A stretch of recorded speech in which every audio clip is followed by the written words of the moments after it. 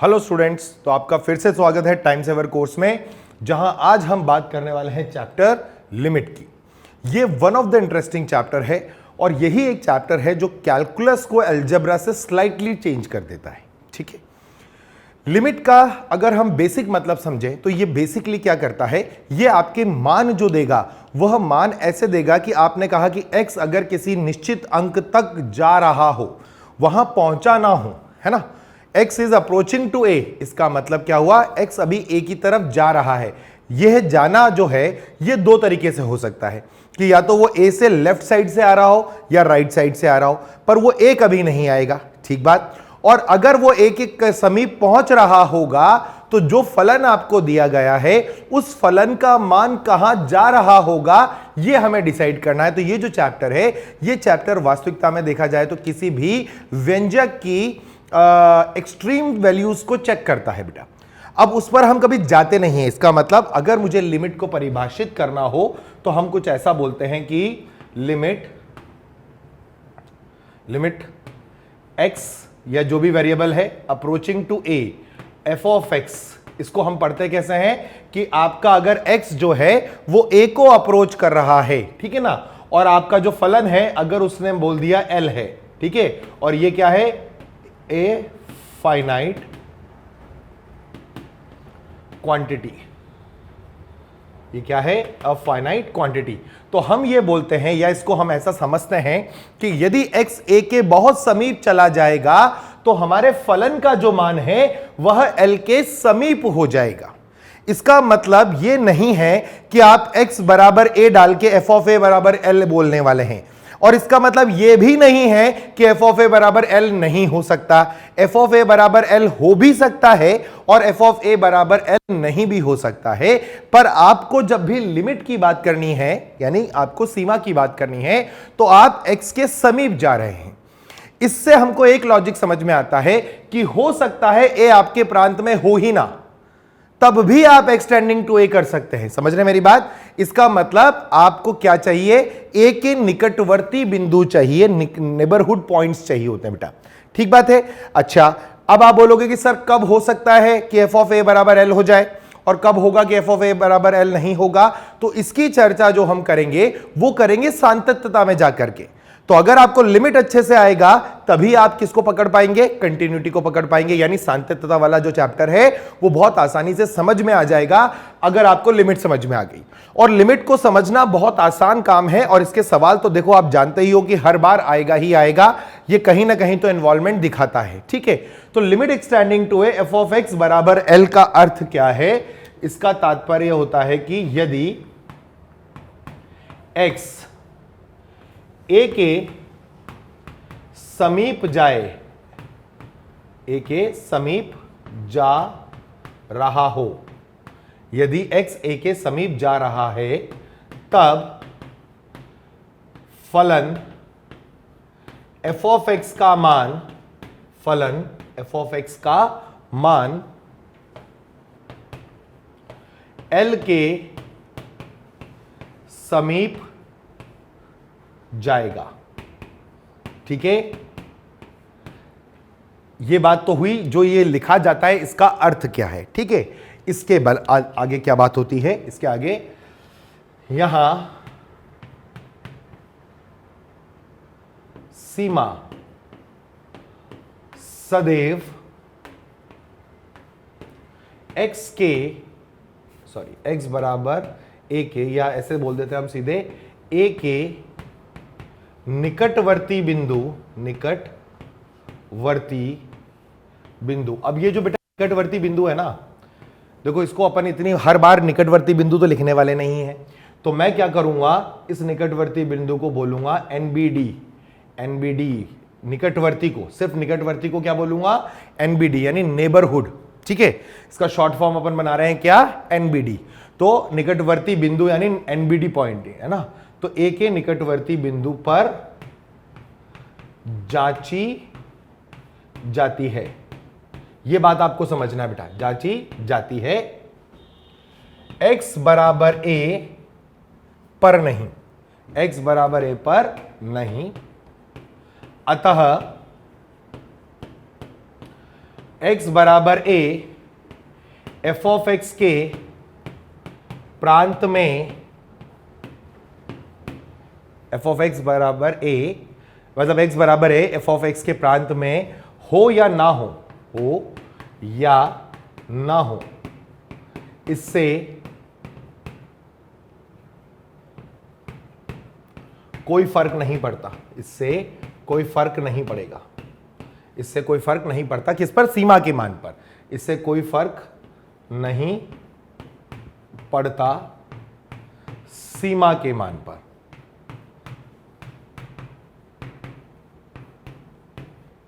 ठीक बात है। अब इसका मतलब क्या है? इसका मतलब यह हुआ बेटा कि आपका वो जो बिंदु है ना, उस बिंदु को कभी डाल करके चेक नहीं करते हैं हम, हमेशा उसके निकटवर्ती बिंदु पर। जैसे मान लो आपको मैंने एक ग्राफ बना के दिया, ठीक है। इस ग्राफ की कहानी ऐसी है कि ये यहां पर गया, इस पॉइंट पर जा रहा है, ठीक है। इस पॉइंट पर वो ओपन हो गया और यही पॉइंट अपन ने बोला है कि वो x इक्वल टू a है, ठीक है। इसके बाद ये जो आपका x इक्वल टू है ना, वो कोई मान लो परिभाषित हो रहा हो तो उसको परिभाषित हमने कहीं ऊपर कर दिया। मान लेते हैं कि ये जो मान आया ना, ये अल्फा था और वो बीटा था बेटा, ठीक है। और उसके बाद आपका जो ग्राफ है वो यहां से ऐसे चला गया। ये मान लीजिए किसी फलन का ग्राफ रहा होगा और मुझसे क्या कहा गया कि मुझे बताया जाए कि भाई limit extending to a f of x क्या होगा। तो देखो मैं क्या करूंगा, मैं सदैव इसके a को, जहां मुझे बोला जा रहा है ना, उस मान के सदैव निकटवर्ती बिंदुओं की बात करता हूं। तो मैं क्या बात करूंगा, मैं कहूंगा कि मैं a पर नहीं जा रहा हूं, मुझे a पर पहुंचना है। तो a पर पहुंचने के दो रास्ते हैं, या तो हम लेफ्ट से आ जाएं या तो राइट से। तो अगर आप लेफ्ट से जाओगे ना तो वो यहां पर कोई बिंदु होगा। इसको हमेशा बोला जाता है x बराबर a माइनस एच। क्या बोला जाता है? a minus H.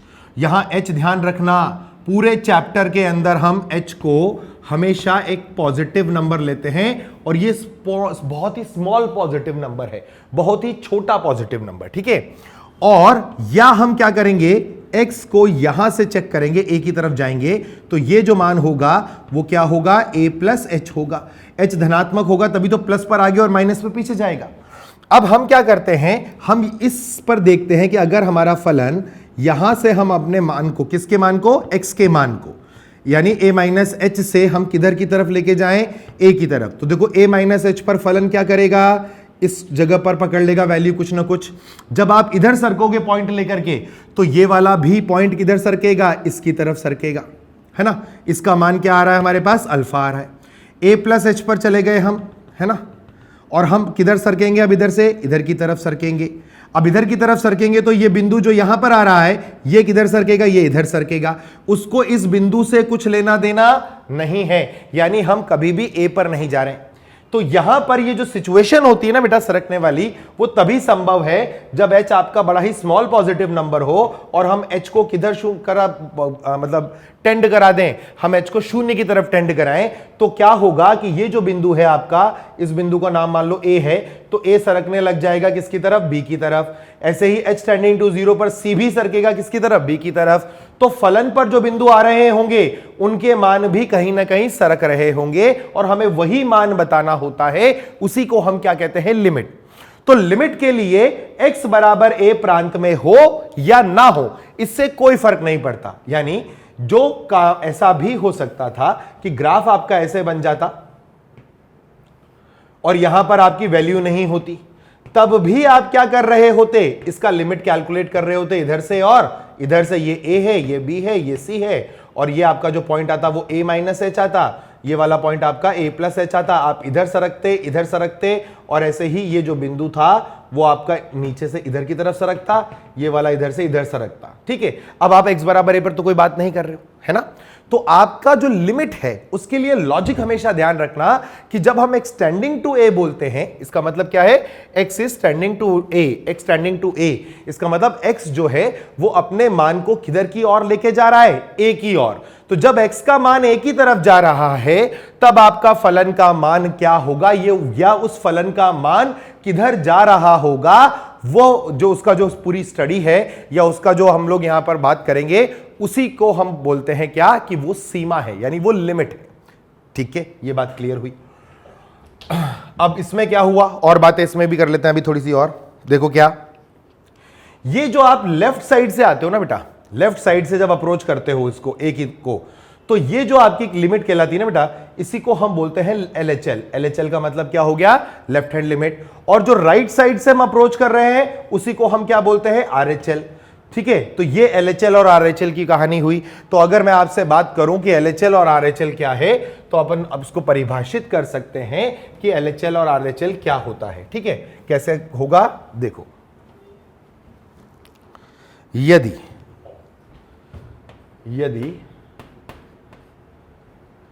x का मान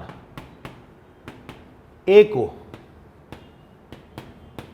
a के लेफ्ट साइड से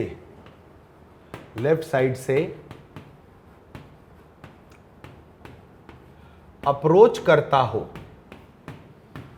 क्या कह रहा हूं मैं, यदि x का मान a को a के लेफ्ट साइड से अप्रोच करता हो, तब वह लेफ्ट हैंड लिमिट कहलाएगी। क्या कहलाएगी, LHL, यानी कि लेफ्ट हैंड लिमिट। ठीक है, लेफ्ट हैंड लिमिट कहलाएगी, तथा उसे डिनोट कैसे करते बेटा, उसे डिनोट करने का तरीका यह है कि आप पहले तो क्या करो, x की जगह पर a माइनस h रखो। किसमें, सवाल मान लीजिए आपका था limit extending to a f of x, यही था बेटा। ठीक है ना, तो आप क्या करो, सबसे पहले लेफ्ट हैंड लिमिट निकालने के लिए x की जगह पर a माइनस h रखो, और h को जो है वो टेंड करा दो 0। क्यों, क्योंकि अगर आपको x को a लेके जाना है तो h को कहां जाना पड़ेगा, 0 जाना पड़ेगा। और ध्यान रखना, फिर से बोल रहा हूं, इस पूरे चैप्टर में हम h को क्या लेंगे, स्मॉल पॉजिटिव नंबर, यानी हमारा h हमेशा कैसा होगा, धनात्मक रहेगा। ठीक बात, यहां तक बात क्लियर हुई। तो यहां जो लिमिट लिखोगे ना बेटा, लेफ्ट हैंड लिमिट, वो लिखने का तरीका है कि आप ऐसे लिख सकते हैं, limit h tending to 0, h को 0 करा दिया, और आप f में x की जगह पर क्या रख दो बेटा, a माइनस h रख के इसका मान निकालो, तो ये लेफ्ट हैंड लिमिट कहलाती है। इसी को हम क्या बोलते हैं, लेफ्ट हैंड लिमिट। या जब हम थोड़ा एडवांस्ड हो जाएंगे, मतलब जब चैप्टर में अंदर और चले जाएंगे और जब हमें लेफ्ट और राइट हैंड लिमिट अच्छे से समझ में आ जाएगी, तो मैं कहीं कहीं पर इसको डायरेक्टली ऐसे भी लिखूंगा, limit x tending to a minus का मतलब a के लेफ्ट साइड से x जो है a को अप्रोच कर रहा है, और यहां सीधे f ऑफ x लिखूंगा बेटा। ये दोनों कहां कैसे होंगे, इनका मतलब सेम ही होता है, हम इसको देखेंगे समझेंगे। ठीक है ना, उसके बाद बात करेंगे। अगर आपको राइट हैंड लिमिट करनी है, ठीक है, यदि तो LHL कहलाएगा, वह यदि x a को a के राइट साइड से अप्रोच करता है,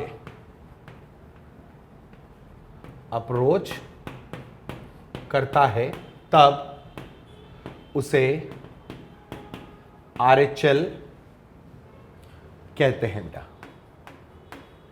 ठीक है, अब वो सिंटेक्स में क्या करना होगा आपको, आप क्या करेंगे, x की जगह पर अब की बार a प्लस h रखेंगे और h को टेंड करा देंगे 0। तो जैसे h 0 टेंड करेगा, x अपने आप a को ही अप्रोच कर रहा होगा, और जब आप फलन लिखोगे ना इसका, तो इसका फलन कुछ इस तरीके से लिखाएगा कि limit h tending to 0 f of a plus h। या आप इसको लिख सकते हैं कैसे,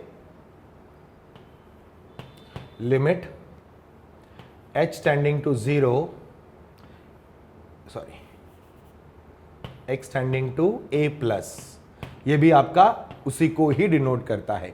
तो लेफ्ट हैंड लिमिट और राइट हैंड लिमिट समझ में आ गया।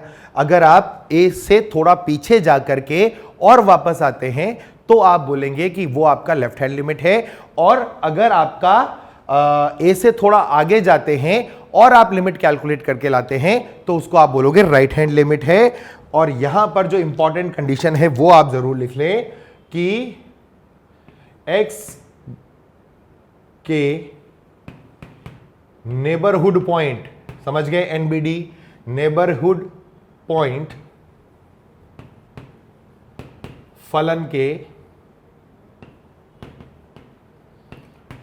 के प्रांत में होने चाहिए, और यहां ध्यान रखना कम से कम एक तो होना ही चाहिए, कम से कम एक तो होना ही चाहिए लिमिट कैलकुलेट करने के लिए। अगर मान लीजिए आपके दोनों नेबरहुड पॉइंट है ही नहीं प्रांत में, तो आप सीधे सीधे बोल सकते हैं कि लिमिट डज नॉट एग्जिस्ट, उसकी सीमा एग्जिस्ट नहीं करेगी बेटा। अगर एक साइड भी है तो उसे वन साइडेड लिमिट बोल करके हम चल सकते हैं, काम कर सकते हैं कि वन साइडेड लिमिट एग्जिस्ट करती है, दूसरी तरफ तो प्रांत है ही नहीं, तो वहां बात करने का कोई औचित्य नहीं है। लेकिन एक तरफ की तो सीमा है, उसको हम कैलकुलेट कर पाते हैं बेटा। लेकिन अगर आपके दोनों ही ना हो तो फिर आपका वो बात खत्म हो जाती है कि आप लिमिट की वैल्यू कैलकुलेट कर सकते हैं। अच्छा, इसमें एक और बात, limit x tending to a f of x के एग्जिस्ट करने के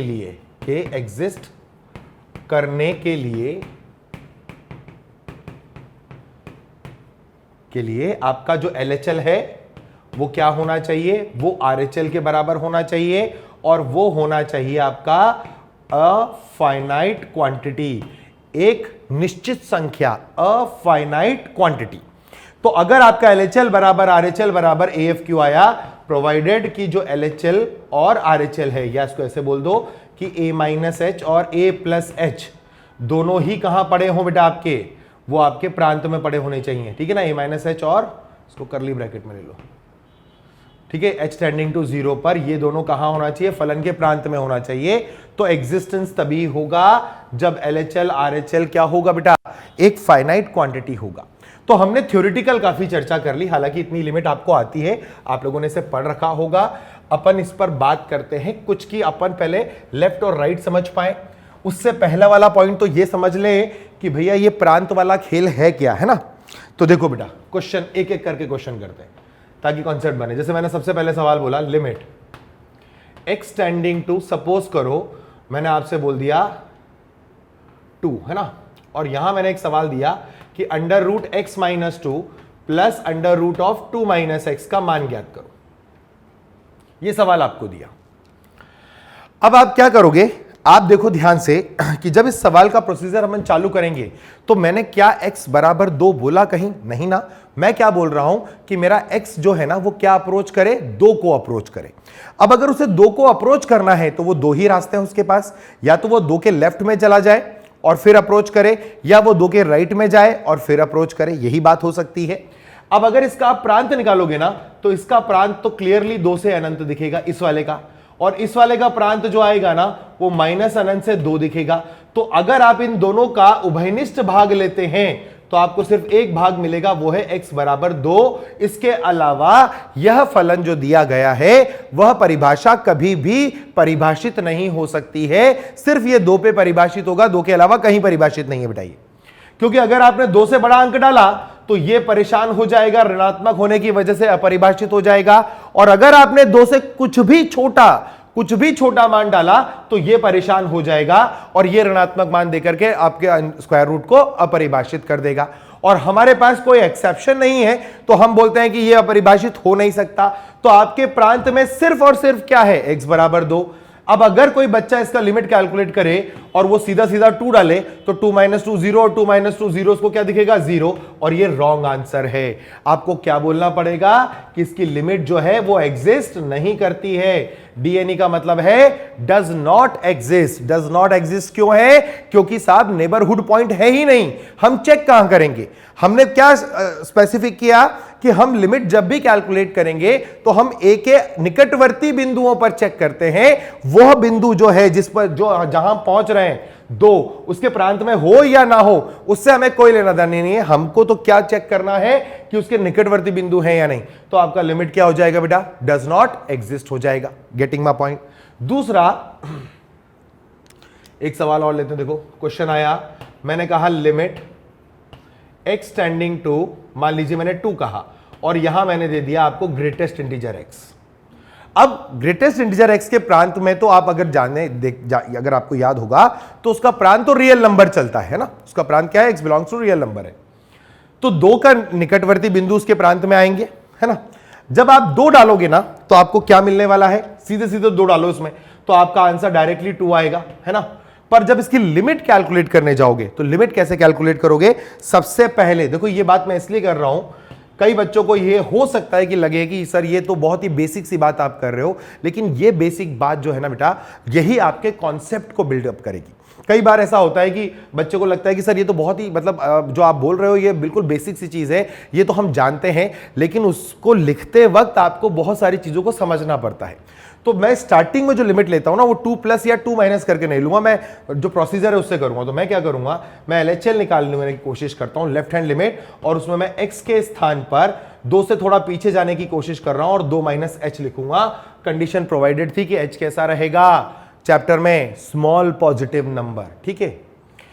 अब चूंकि मैं x को 2 की तरफ ले जाना चाहता हूं, तो मुझे h को किधर लेके जाना पड़ेगा? 0। तो मेरा लेफ्ट हैंड लिमिट क्या आएगा बेटा? लिमिट h टेंडिंग टू 0, ठीक है। और ये 0 धनात्मक है, h अपन ने क्या बोला बेटा? h हमने पहले ही बोल दिया कि ये हमेशा पॉजिटिव रहेगा। तो ये जो h 0 की तरफ अप्रोच करेगा, ये सिर्फ एक साइड से ही करता है। वो कौन से तरफ से? 0 के राइट हैंड साइड से, और कहीं से नहीं करता बेटा। तो लिमिट h टेंडिंग टू 0 आया, x के स्थान पर आपको 2 माइनस h रखना है, ठीक है। अच्छा, h क्या है? क्या h 0 हो गया? नहीं हुआ। h क्या है? एक छोटी धनात्मक राशि है। क्या है वो मुझे नहीं पता। निकटवर्ती बिंदु का मतलब ही यही है बेटा। मैथ्स के अंदर अगर आप उसको जैसे आप ऐसे समझो कि 2 परिमेय संख्याओं के बीच में कितनी अपरिमेय संख्या है? अनंत होती हैं। 2 परिमेय संख्याओं के बीच में कितनी परिमेय संख्या? वो भी अनंत होती है। क्या कोई परिमेय संख्या और अपरिमेय संख्या कॉन्जिक्यूटिव हो सकती है? क्रमागत हो भी सकती है, नहीं भी हो सकती है। यानी हम इनके बारे में कोई चर्चा नहीं कर पाते। पर मुझे इतना पता है कि जो भी है वो 2 माइनस h जो होगा वो 2 से थोड़ा सा छोटा होगा। अब ये ग्रेटेस्ट इंटीजर फंक्शन लिखा हुआ है, तो 2 से थोड़ा सा छोटा हुआ, फटाफट ग्रेटेस्ट इंटीजर आपको क्या भेजेगा बेटा? फटाक से 1 भेज देगा। तो आपकी जो लेफ्ट हैंड लिमिट की जो वैल्यू आई, LHL जो आया, वो कितना आया? 1 आ गया, ठीक है ना। अब आप इसकी राइट हैंड लिमिट निकालो। RHL जब निकालने जाओगे तो आप RHL में क्या लिखोगे? x की जगह पर लिखो बेटा 2 प्लस h। x की जगह पर क्या रख दिया? 2 प्लस h, और h को टेंड कराना है 0, तो लिख लो लिमिट h टेंडिंग टू 0, ठीक बात। यहां आ गया 2 प्लस h। अब 2 से थोड़ा सा बड़ा नंबर है, उस पर आप ग्रेटेस्ट इंटीजर लगाओगे तो आपको क्या मिल जाएगा? 2 मिल जाएगा। तो आपका LHL भी एक फाइनाइट नंबर आया, RHL भी एक फाइनाइट नंबर आया, मगर आप ये बोल पाएंगे कि LHL is not equal to RHL, तो आपको बोलना पड़ेगा कि लिमिट डज नॉट एग्जिस्ट। 2 उसका मान 2 है, लेकिन हम तब भी ये नहीं बोल पा रहे हैं कि इसका जो वैल्यू आएगा वो कितना आएगा? 2 आएगा, ठीक है। क्यों? क्योंकि हमें LHL और RHL की बात करनी है, और सिर्फ एकमात्र कंडीशन क्या है कि अगर LHL और RHL, फिर ध्यान से सुने, कंडीशन क्या है? कई बार बच्चा इसमें कंफ्यूज होता है, तो आपको कंफ्यूजन ना हो, मैं फिर बोल रहा हूं, अगर, ठीक है ना, इस वर्ड पर बड़ा अंडरलाइन कर लिया है, 3-4 लाइनें खींच लेना, कि अगर आपके दोनों निकटवर्ती बिंदु प्रांत में स्थित हैं, तो आपका जो लेफ्ट हैंड लिमिट का मान आने वाला है वही उसके राइट हैंड लिमिट के बराबर आना चाहिए, और ये दोनों ही मान सदैव एक निश्चित राशि आनी चाहिए, अ फाइनाइट क्वांटिटी होनी चाहिए, वही उसका मान है। चाहे फलन का मान वो हो या ना हो, उससे हमें कोई लेना देना नहीं है। वो चर्चा हमारी सातत्यता की होती है, कंटिन्यूटी की होती है, उस पर हम अभी नहीं जा रहे हैं, हम कंटिन्यूटी में उसके बारे में बात करेंगे। तो यहां पूरे चैप्टर के अंदर मैं ये ध्यान रखूंगा कि मैं कभी भी वैल्यू डालूंगा नहीं। हालांकि आप लोगों ने जब लिमिट के सवाल करे होंगे तो बहुत सारे मेथड लगाने के बाद डायरेक्ट वैल्यू डालते हैं, तो हम ये मन में बोल लेते हैं कि ये अप्रोच कर रहा है, ठीक है ना। अगर कोई मुझसे बोले कि limit extending to π/2 sine x का वैल्यू क्या होगा? 1 होगा, तो आप क्या कर रहे हो? सीधे साइन π/2 की वैल्यू 1 डाल रहे हो। लेकिन जब मैं लिमिट की बात कर रहा हूं ना, तो मैं अप्रोच कर रहा हूंगा दोनों तरफ से 1 को, ठीक है। चलिए और सवाल देखें, जिसे मैंने कहा, मान लो सवाल मैंने बोला कि लिमिट x टेंडिंग टू 2। अच्छा 2 बहुत हो गया ना, 2 बार तो 2 लिख लिया मैंने, 3 ले लो। चलो, फ्रैक्शनल पार्ट ऑफ x दे दिया मैंने आपको। क्या दे दिया? फ्रैक्शनल पार्ट ऑफ x दे दिया। I hope fractional part of x का ग्राफ तो आप लोगों को अब तो याद होगा ही होगा। इतनी बार चिल्ला चुका हूं मैं क्लास में कि ग्राफ से दोस्ती कर लो, तो अब तो मुझे लगता है कि बच्चों ने मान ही लिया होगा कि भैया करना पड़ेगा। ठीक है ना, ऐसा कुछ ग्राफ आता है इसका। ये आपका 0, ये 1, ये 2, ये 3, तो हम 3 पर चेक करने वाले हैं। अब जब लिमिट कैलकुलेट करोगे तो आप 3 पर नहीं चेक कर रहे हो, आप 3 के लेफ्ट में जाओगे और 3 के राइट में जाओगे, दोनों ही प्रांत में है ना। जब आप x के लेफ्ट में जाओगे, देखो अब करके देखते हैं लेफ्ट हैंड लिमिट।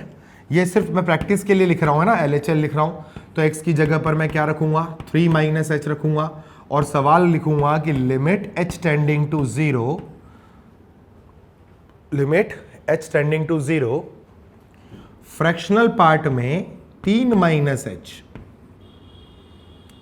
ऐसे ही मैं RHL क्या लिखूंगा, x बराबर 3 + h ले लूंगा और सवाल लिखूंगा कि limit h tending to 0 fractional part में 3 + h। ठीक है, अब देखो ध्यान से, अगर फ्रैक्शनल पार्ट आपको पता है, मान लो h को अपन बहुत छोटा मानते हैं, तो बहुत छोटा भी ऐसा नहीं कि आप मान पाओगे, तो मैं थोड़ी देर के लिए अपनी कन्वीनियंस के लिए आपको बोलता हूं कि h का मान आप 0.1 मान लो, जबकि 0.1 अपने आप में एक बहुत बड़ा अंक है। ठीक है ना, 0.1 बहुत बड़ा अंक है। आप बोलोगे सर 0.1 क्या होता है, मैं कहूंगा 0.1 से 0 के बीच में अनंत संख्या है, तो वो भी अनंत पे पड़ा है वैसे तो देखा जाए तो, पर अपन तो 0.1 लेते हैं। तो अगर आप 3 में से 0.1 निकालोगे, 3 में से क्या निकालोगे, h क्या लिया आपने अपने माइंड में h को सेट कर लिया कि सर हम h को जो ले रहे हैं ना वो 0.1 ले रहे हैं। ठीक है, जब मैं 3 - 0.1 करूंगा तो मुझे क्या मिलेगा, 2.9 मिलेगा। ठीक है ना, और 2.9 का फ्रैक्शनल पार्ट क्या आएगा, 0.9 आएगा।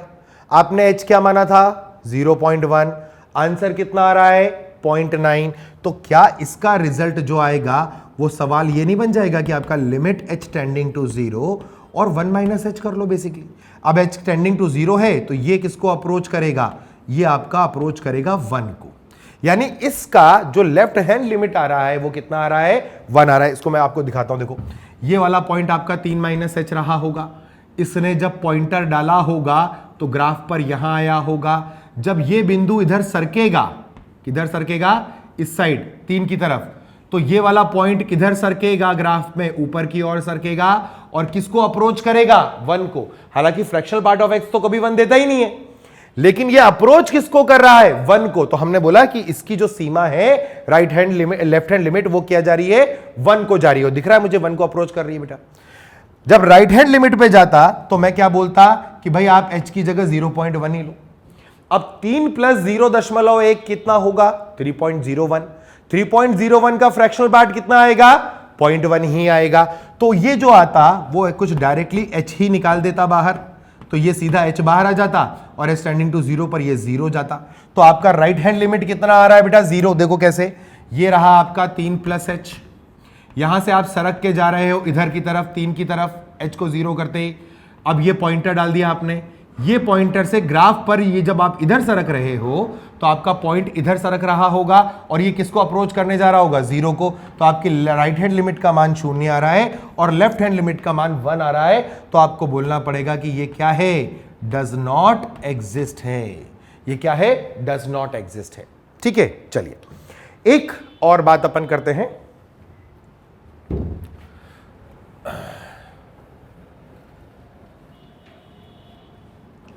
मान लीजिए सवाल कुछ ऐसे आता कि question limit x tending to 0 है ना, और मैं बोल देता 1/mod x को चेक करो, 1/mod x का मान।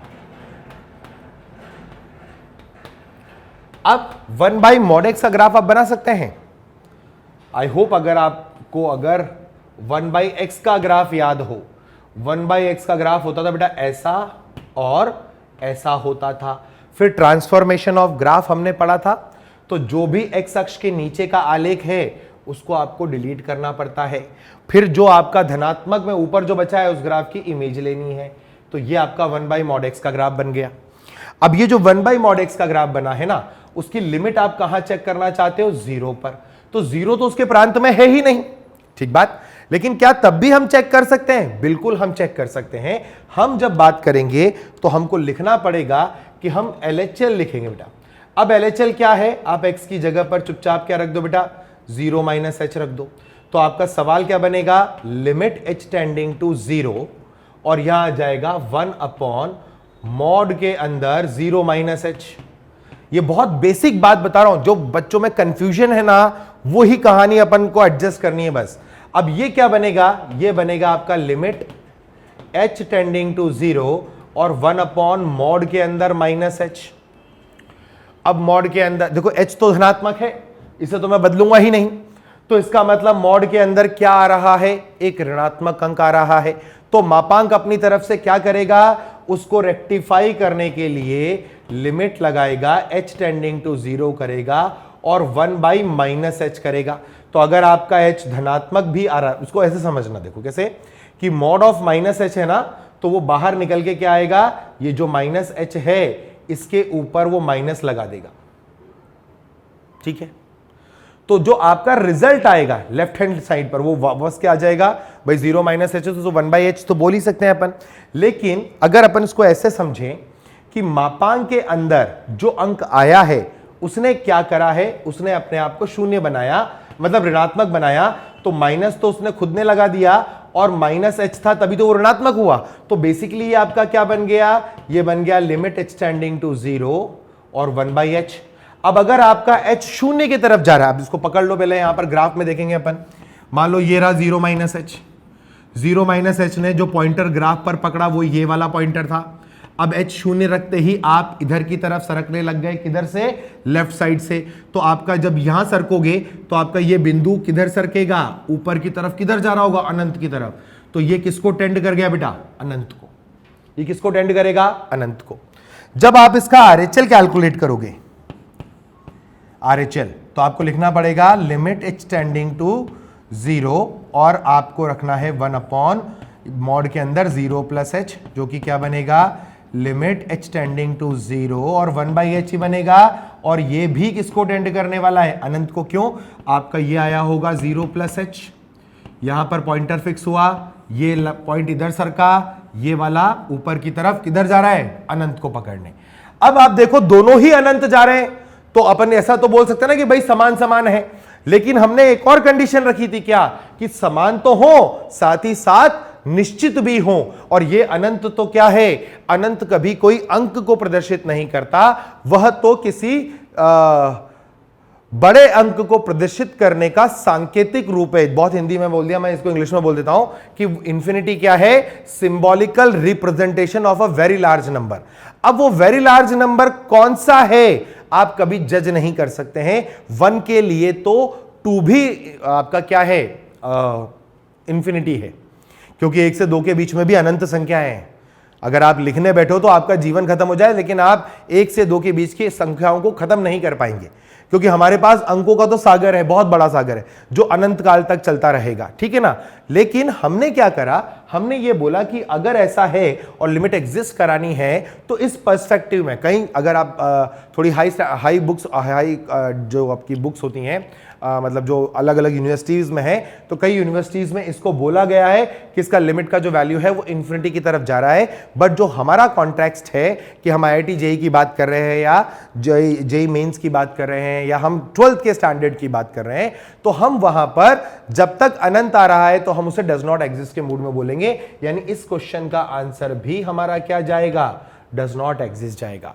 तो लिमिट को एग्जिस्ट कराने के लिए जो कंडीशन रिक्वायर्ड है वो यही है कि अगर LHL और RHL दोनों ही आपके प्रांत में उपस्थित हैं तो आपको क्या करना होगा, आपको दोनों निकटवर्ती बिंदुओं पर सीमा का मान ज्ञात करना है। और सीमा का मान ज्ञात करते वक्त आप देखेंगे कि अगर LHL और RHL दोनों ही निश्चित अंक आते हैं और समान अंक आते हैं तो हम बोलेंगे कि फलन जो आपको दिया गया है उसकी सीमा एग्जिस्ट करती है और वही मान उसका मान है, ठीक है। अगर वो दोनों मान अलग अलग आ जाते हैं तो लिमिट डज नॉट एग्जिस्ट है, ठीक है। अगर उनमें से एक अनंत आ जाए और एक निश्चित आ जाए तो भी डज नॉट एग्जिस्ट है। अगर आपका दोनों ही अनंत आ जाए या दोनों ही माइनस अनंत आ जाए या एक अनंत एक माइनस अनंत आ जाए, उन हर केस में वो क्या है, डज नॉट एग्जिस्ट है। अब इसका यह मतलब नहीं कि हर जगह निकालना है, मैं फिर क्या बोल रहा हूं, अगर आपके निकटवर्ती बिंदु किसमें हो, फलन के प्रांत में हो। अब मैं मतलब ऐसे समझो कि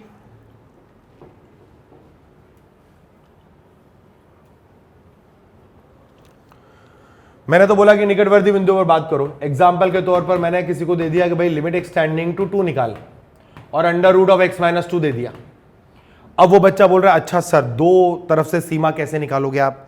मैं तो क्या करूंगा, मैं तो 2 माइनस एच रख दूंगा। अब भाई 2 माइनस एच रखोगे LHL निकालने के लिए, सोचो वैसे तो इसका प्रांत आपको पता है कि कहां से कहां तक होगा, 2 से अनंत, तो 2 माइनस एच तो आप रख ही नहीं सकते, और रखोगे तो यह परिभाषित हो जाएगा। तो लिमिट एक्सटेंडिंग टू आपने रख दिया, सॉरी ऐसे रख लो, h टेंडिंग टू 0, और यहां रखा अंडर रूट के अंदर 2 माइनस एच माइनस 2 और 2 काट दिया। अब आपने बोला सर अब बताओ 0 तो बनेगा भाई, h शून्य की तरफ जाएगा तो माइनस शून्य तो शून्य होता है भाई, वो h शून्य की तरफ जा रहा है, वो शून्य तक कभी पहुंचा नहीं है। तो आप बस ये बोल सकते हो कि ये जो भी अंक आएगा वो ऋणात्मक से शून्य की तरफ जा रहा है, शून्य हुआ नहीं है। इसका मतलब अंडर रूट के अंदर नेगेटिव नंबर आ गया तो ये नॉट डिफाइन है, ये परिभाषित ही नहीं है, इसके बारे में बात ही नहीं कर सकते, तो ये आप डाल भी नहीं सकते थे बेटा। उस केस में सिर्फ आपको क्या करना होता, तब आप उसका सिर्फ और सिर्फ RHL निकालते, क्योंकि 2 से अनंत में 2 का राइट वाला जो नेबरहुड है, जो राइट वाला पड़ोसी है, वो पड़ोसी बैठा हुआ है। तो आप यहां पर लिखते लिमिट h टेंडिंग टू 0, और यहां पर अंडर रूट के अंदर रखते 2 प्लस h माइनस 2, क्योंकि आप क्या रखते हैं 2 प्लस एच कर देते, और ये 2 और 2 कट के आपको 0 मिलता, और इसका आंसर 0 होता। उसका मतलब वो लेफ्ट वाले से नहीं हुआ, ये सिर्फ राइट वाले से हुआ। राइट हैंड लिमिट ही एग्जिस्ट कर रही है, लेफ्ट हैंड लिमिट तो उसके प्रांत में आ ही नहीं रही, क्योंकि निकटवर्ती बिंदु वहां पर नहीं स्थित है। ठीक बात है ना? ये बात जब तक आपको समझ में नहीं आएगी तब तक आप लिमिट के बेसिक कॉन्सेप्ट्स को उठा नहीं पाएंगे बेटा। तो ये आपको ध्यान रखना है और कंडीशन याद रखनी है। फिर से बोल रहा हूं, ये कंडीशन आई थिंक ये चौथी बार मैं आपको फोर्सफुली बोल रहा हूं कि अगर ये वर्ड अगर बहुत है ना, बहुत इंपॉर्टेंट है कि अगर निकटवर्ती बिंदु दोनों तरफ के, लेफ्ट हैंड के और राइट हैंड के, दोनों ही आपके प्रांत में एग्जिस्ट करते हैं, तो आपकी लिमिट एग्जिस्ट करने का जो केस है वो क्या है कि LHL is equals to RHL is equals to a finite quantity. इसके अलावा किसी भी सिचुएशन में आपकी लिमिट एग्जिस्ट नहीं कर सकती। ठीक है? अगर वन साइडेड लिमिट है तो जिस तरफ से आ रही है अगर वो मान आपका निश्चित आ जाता है तो फिर आप उसकी लिमिट को एग्जिस्टेंस मानते हैं, ये कहते हुए कि भैया इसका तो लेफ्ट था ही नहीं या इसका तो राइट था ही नहीं। तो जो पहली परिभाषा है अगर वाली वो खत्म नहीं होती है, वहां पर अगर वाली चल रही है कि भाई अगर दोनों होते तो, दोनों है ही नहीं तो एक तरफ से करना पड़ेगा हमको। ठीक है, ये बात समझ में आई होगी आई होप आपको। अच्छा, दूसरा एक और चीज आप ध्यान रखेंगे, वो क्या कि जब कभी भी किसी सवाल में आपको ग्रेटेस्ट इंटीजर दिख जाए, ठीक है, मॉड एक्स दिख जाए, फ्रैक्शनल पार्ट दिख जाए, सिग्नम दिख जाए, ठीक है, लिमिट के सवाल में, तो बिना सोचे समझे कोई, अभी इसके बाद जितने भी लेक्चर पढ़ेंगे उनमें हम ये सीखेंगे हाउ टू इवैल्यूएट लिमिट। अलग अलग तरह के सवाल आते हैं, वेरिएशन के क्वेश्चन आते हैं, उनमें लिमिट निकालने का तरीका क्या होगा वो हम सीखेंगे। लेकिन कभी भी आपको ये दिख जाए क्या, ग्रेटेस्ट, फ्रैक्शन, सिग्नम, मॉडुलस, ऐसा कोई भी सवाल दिख जाए तो आपको ध्यान ये रखना है कि भैया ये जो आपका पहला प्रिंसिपल है LHL और RHL वाला, उसी से ही कैलकुलेट करेंगे, अदरवाइज उसे कैलकुलेट नहीं करेंगे। ध्यान रखना। जैसे मान लो एक सवाल देखो बेटा, आप बोलोगे कि सर सारे सवाल वही क्यों करा रहे हो जिसमें डज नॉट एग्जिस्ट है, किसी में एग्जिस्ट भी करवा दो। करवाएंगे, वो भी करवाएंगे, है ना, आने दो, वक्त आने दो। लिमिट एक्सटेंडिंग टू 0 दिया मैंने आपको और सवाल दे दिया कि भाई मॉड x बाई एक्स के बारे में बात करो। ठीक है, अब बच्चा क्या बोलता है कि सर ये तो परिभाषित ही नहीं है, क्योंकि 0 इसके प्रांत में उपस्थित ही नहीं हो सकता।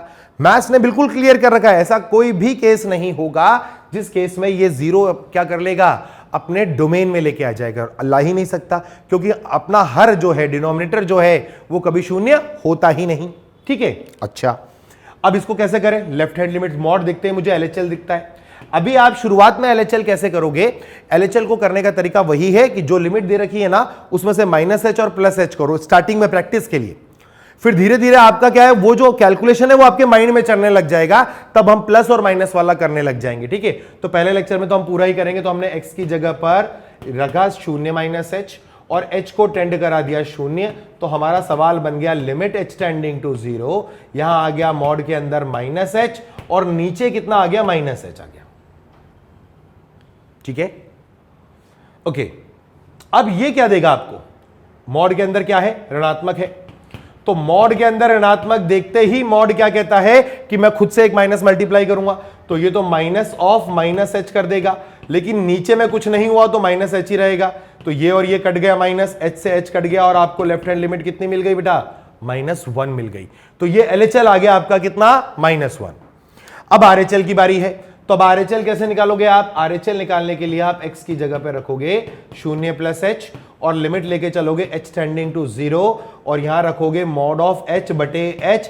h तो धनात्मक है, ये बात बार बार बोल रहा हूं, है ना, हमेशा धनात्मक लेंगे अपन, ठीक है, हमें पॉजिटिव लोग पसंद है। लिमिट h टेंडिंग टू 0, तो ये बनेगा आपका h/h, ये कटेगा और ये बनेगा 1। अब आपका लेफ्ट हैंड लिमिट कितना आया, -1, राइट हैंड लिमिट कितनी आई, 1। तो क्या x टेंडिंग टू 0 पर mod x/x का कोई मान एग्जिस्ट करेगा? आप बोलोगे सर नहीं करेगा, चूंकि LHL और RHL निश्चित अंक तो आ रहे हैं परंतु बराबर नहीं आ रहे हैं, ठीक है। ये एक अच्छा सवाल था। एक और अच्छा सवाल देखो, ऐसे ही ये कुछ वैसे सवाल है जिनको पूछा जाता है बेटा इन जनरली, बस जैसे एक सवाल आ गया, limit x tending to 0 sin x/sin x, ठीक है, ये बहुत अच्छा सवाल है, इसका आंसर बता।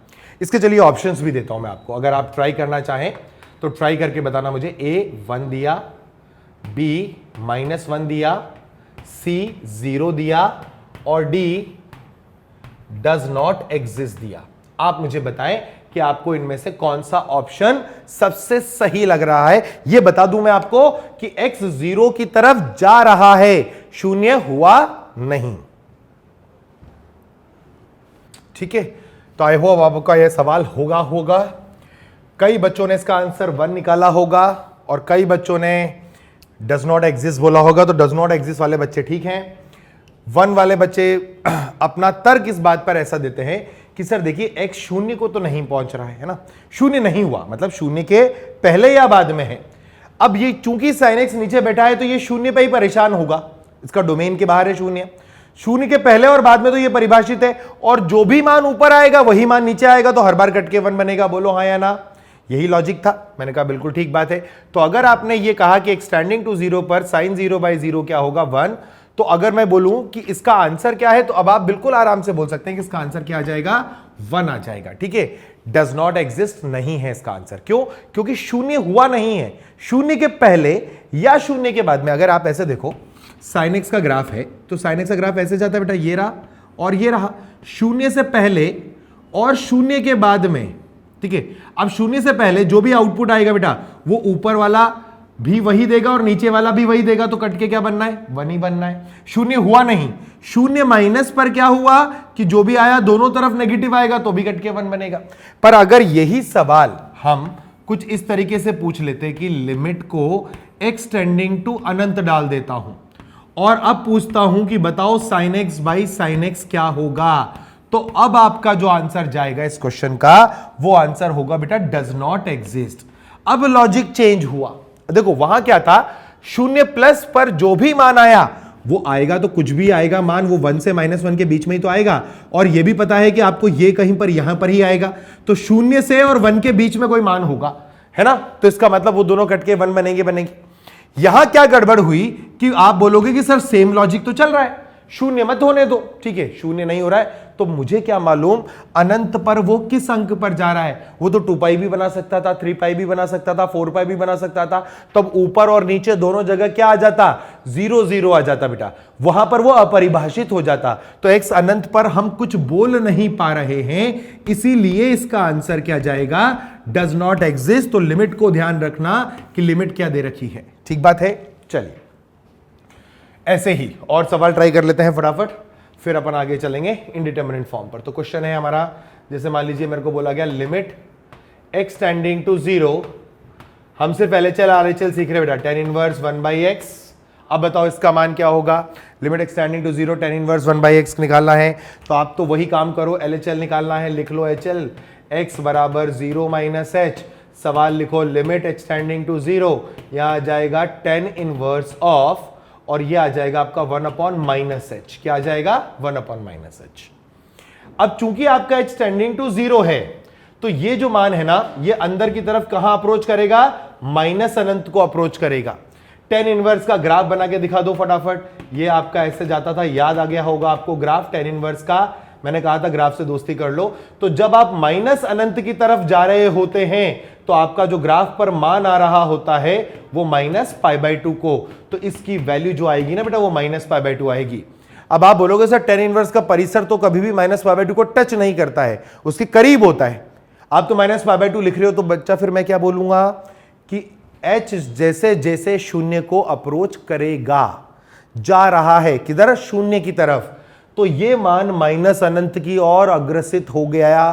तो tan इनवर्स का मान भी अग्रसित हो गया है किधर, -π/2। इंग्लिश में अपन क्या बोलेंगे, this value is approaching towards -π/2। इसका मतलब ये वैल्यू -π/2 नहीं है, लिमिट की वैल्यू -π/2 है। गेटिंग माय पॉइंट, फंक्शन की वैल्यू -π/2 नहीं है, फंक्शन की वैल्यू तो -π/2 की और जा रही है, ठीक है, और यहां पर वो अप्रोच कर रही है, ठीक है। अब RHL निकालो, RHL निकालोगे तो x बराबर क्या आ जाएगा, 0 + h आ जाएगा। तो आपका लिमिट h टेंडिंग टू 0 और ये आएगा tan इनवर्स ऑफ 1/h, और ये आपका बन जाएगा बेटा π/2। तो LHL RHL सेम नहीं, तो लिमिट डज नॉट एग्जिस्ट। इस क्वेश्चन का आंसर आप, आई होप अब आपको क्लियर हुआ होगा, है ना। ओके, और क्वेश्चन देखें। मान लीजिए क्वेश्चन आता है इस तरह का, ये सिर्फ फील करने के लिए कर रहा हूं बेटा मैं, cot inverse of x², limit तो लिखी नहीं मैंने, लिमिट लिख लेते हैं x टेंडिंग टू 0 पर, है ना। cot इनवर्स x² माइनस का π/2 ये ले लिया।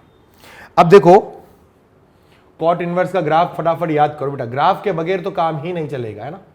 और ये कुछ आता है ऐसे ऐसे और ऐसे चला जाता था, ये पॉइंट था आपका π/2, ये होता था 0, ये माइनस अनंत और ये प्लस अनंत, और ये cot इनवर्स का ग्राफ। अब जब आप LHL निकालेंगे या RHL निकालें, देखो ये तो स्क्वायर है तो पॉजिटिव ही कर लेगा, तो आपका जो क्वेश्चन है ना वो 0 को अप्रोच करेगा। तो मैं ऐसे समझूं कि एक तो 0 + h से अप्रोच करेगा, मैं डायरेक्ट कर रहा हूं देखो ग्राफ से, एक 0 - h से अप्रोच करेगा। अब h टेंडिंग टू 0 पर ये पॉइंट तो इधर सरकेगा, सरक गया, इस पॉइंट ने यहां पकड़ लिया, यहां से वो कहां जाएगा, इसको अप्रोच करेगा। ये कौन सा वैल्यू है, π/2। 0 + h ग्राफ में कहां जाएगा, इस हिस्से पर पकड़ेगा अपने आप को। ये पॉइंट चूंकि इधर सरकना चाहता है तो ये वाला पॉइंट किधर सरकेगा, इधर सरकेगा। दोनों ही किसको अप्रोच कर रहे हैं, होंगे तो कभी नहीं, लेकिन अप्रोच किसको कर रहे हैं, वो π/2 को अप्रोच कर रहे हैं। तो आपका सवाल बन गया π/2 माइनस, जैसे ये सवाल ऐसे था, है ना, π/2 minus π/2 that is equals to 0। तो आपका आंसर एग्जिस्ट करता है और इसका आंसर क्या है, 0 है, ठीक है। ऐसे ही मान लो आपको मैंने क्वेश्चन दिया कि sign inverse of greatest integer, मैं बोल रहा हूं इसलिए ध्यान रखना है ना, sec x, यहां पे मैं लिख देता हूं कि ये GIF है, ये क्या है आपका GIF है, ठीक है। और इसकी लिमिट कैलकुलेट करते हैं अपन, लिमिट जो है x टेंडिंग टू 0 पे कैलकुलेट करते हैं, ठीक है। अच्छा, ग्राफ से चाहो ग्राफ से करो, नहीं तो वैसे भी कर सकते हैं। कैसे, LHL निकाल लो।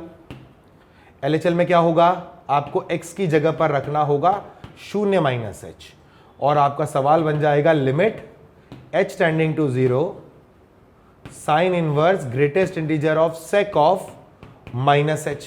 अच्छा, sec माइनस थीटा तो sec थीटा होता है क्योंकि समफलन है, तो हम इसे लिख सकते हैं limit h tending to 0 sine inverse of sec h। अगर h 0 की ओर जाएगा तो sec 0 का मान 1 की तरफ जाएगा। इसका मतलब लिमिट की जो वैल्यू कह रही है वो इसको क्या बनाने वाली है बेटा, 1 बनाने वाली है। बोलो बात समझ में आ रही है मैं क्या कह रहा हूं। अगर h का मान 0 है, 0 की तरफ जाएगा, तो ये sec h जो है ना ये 1 का मान बनाएगा। लेकिन अब मजेदार बात यह है कि जो h अगर 0 की तरफ गया, इस सवाल को समझना, डायरेक्ट 1 लिख करके आंसर π/2 लिखने से मिसकंसेप्शन जनरेट होगा। हम जनरेट करते हैं, देखो h अगर 0 की तरफ जाएगा तो आप ये बोलोगे कि sec h का जो मान है ना वो 1 की तरफ जाएगा। लेकिन ये 1 की तरफ जो जा रहा है sec h का मान, वो है क्या, वो वास्तविकता में 1 से थोड़ा सा बड़ा है, 1+ है। क्यों, क्योंकि sec का रेंज बताओ, sec का रेंज होता है 1 से अनंत।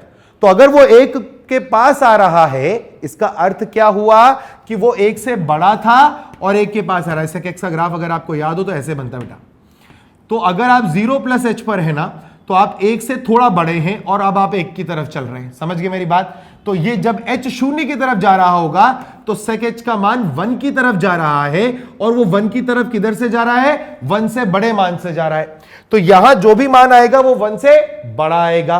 1 से बड़ा मान आया तो आपको लिखना पड़ेगा limit h tending to 0 sine inverse, और ये 1 से बड़ा मान है तो उसका ग्रेटेस्ट इंटीजर क्या होगा? 1 होगा। तो ये साइन इनवर्स 1 और ये π/2 बना। अब किसी बच्चे ने इसका आंसर ऐसे सोचा कि h का वैल्यू 0 डाला, sec 0 1 हो गया था सर, और sec 0 1 होने से 1 आ गया और साइन। गलत बात, ऐसा संभव नहीं है, ऐसा संभव नहीं है। हम अप्रोच कर रहे हैं इसलिए हमको यह ध्यान देना है। अब आप देखो क्या कि जब आप इसका RHL निकालोगे ना, RHL डायग्राम को मैं बड़ा करता हूं थोड़ा, ऐसे ही, ठीक है। तो अपन ने 0 + h यहां सोचा था, ये पॉइंट था, यहां से वो पॉइंट नीचे की तरफ सरक रहा था बेटा, ठीक है, और ये 0 + h था, ठीक है। अच्छा, RHL में आप x की जगह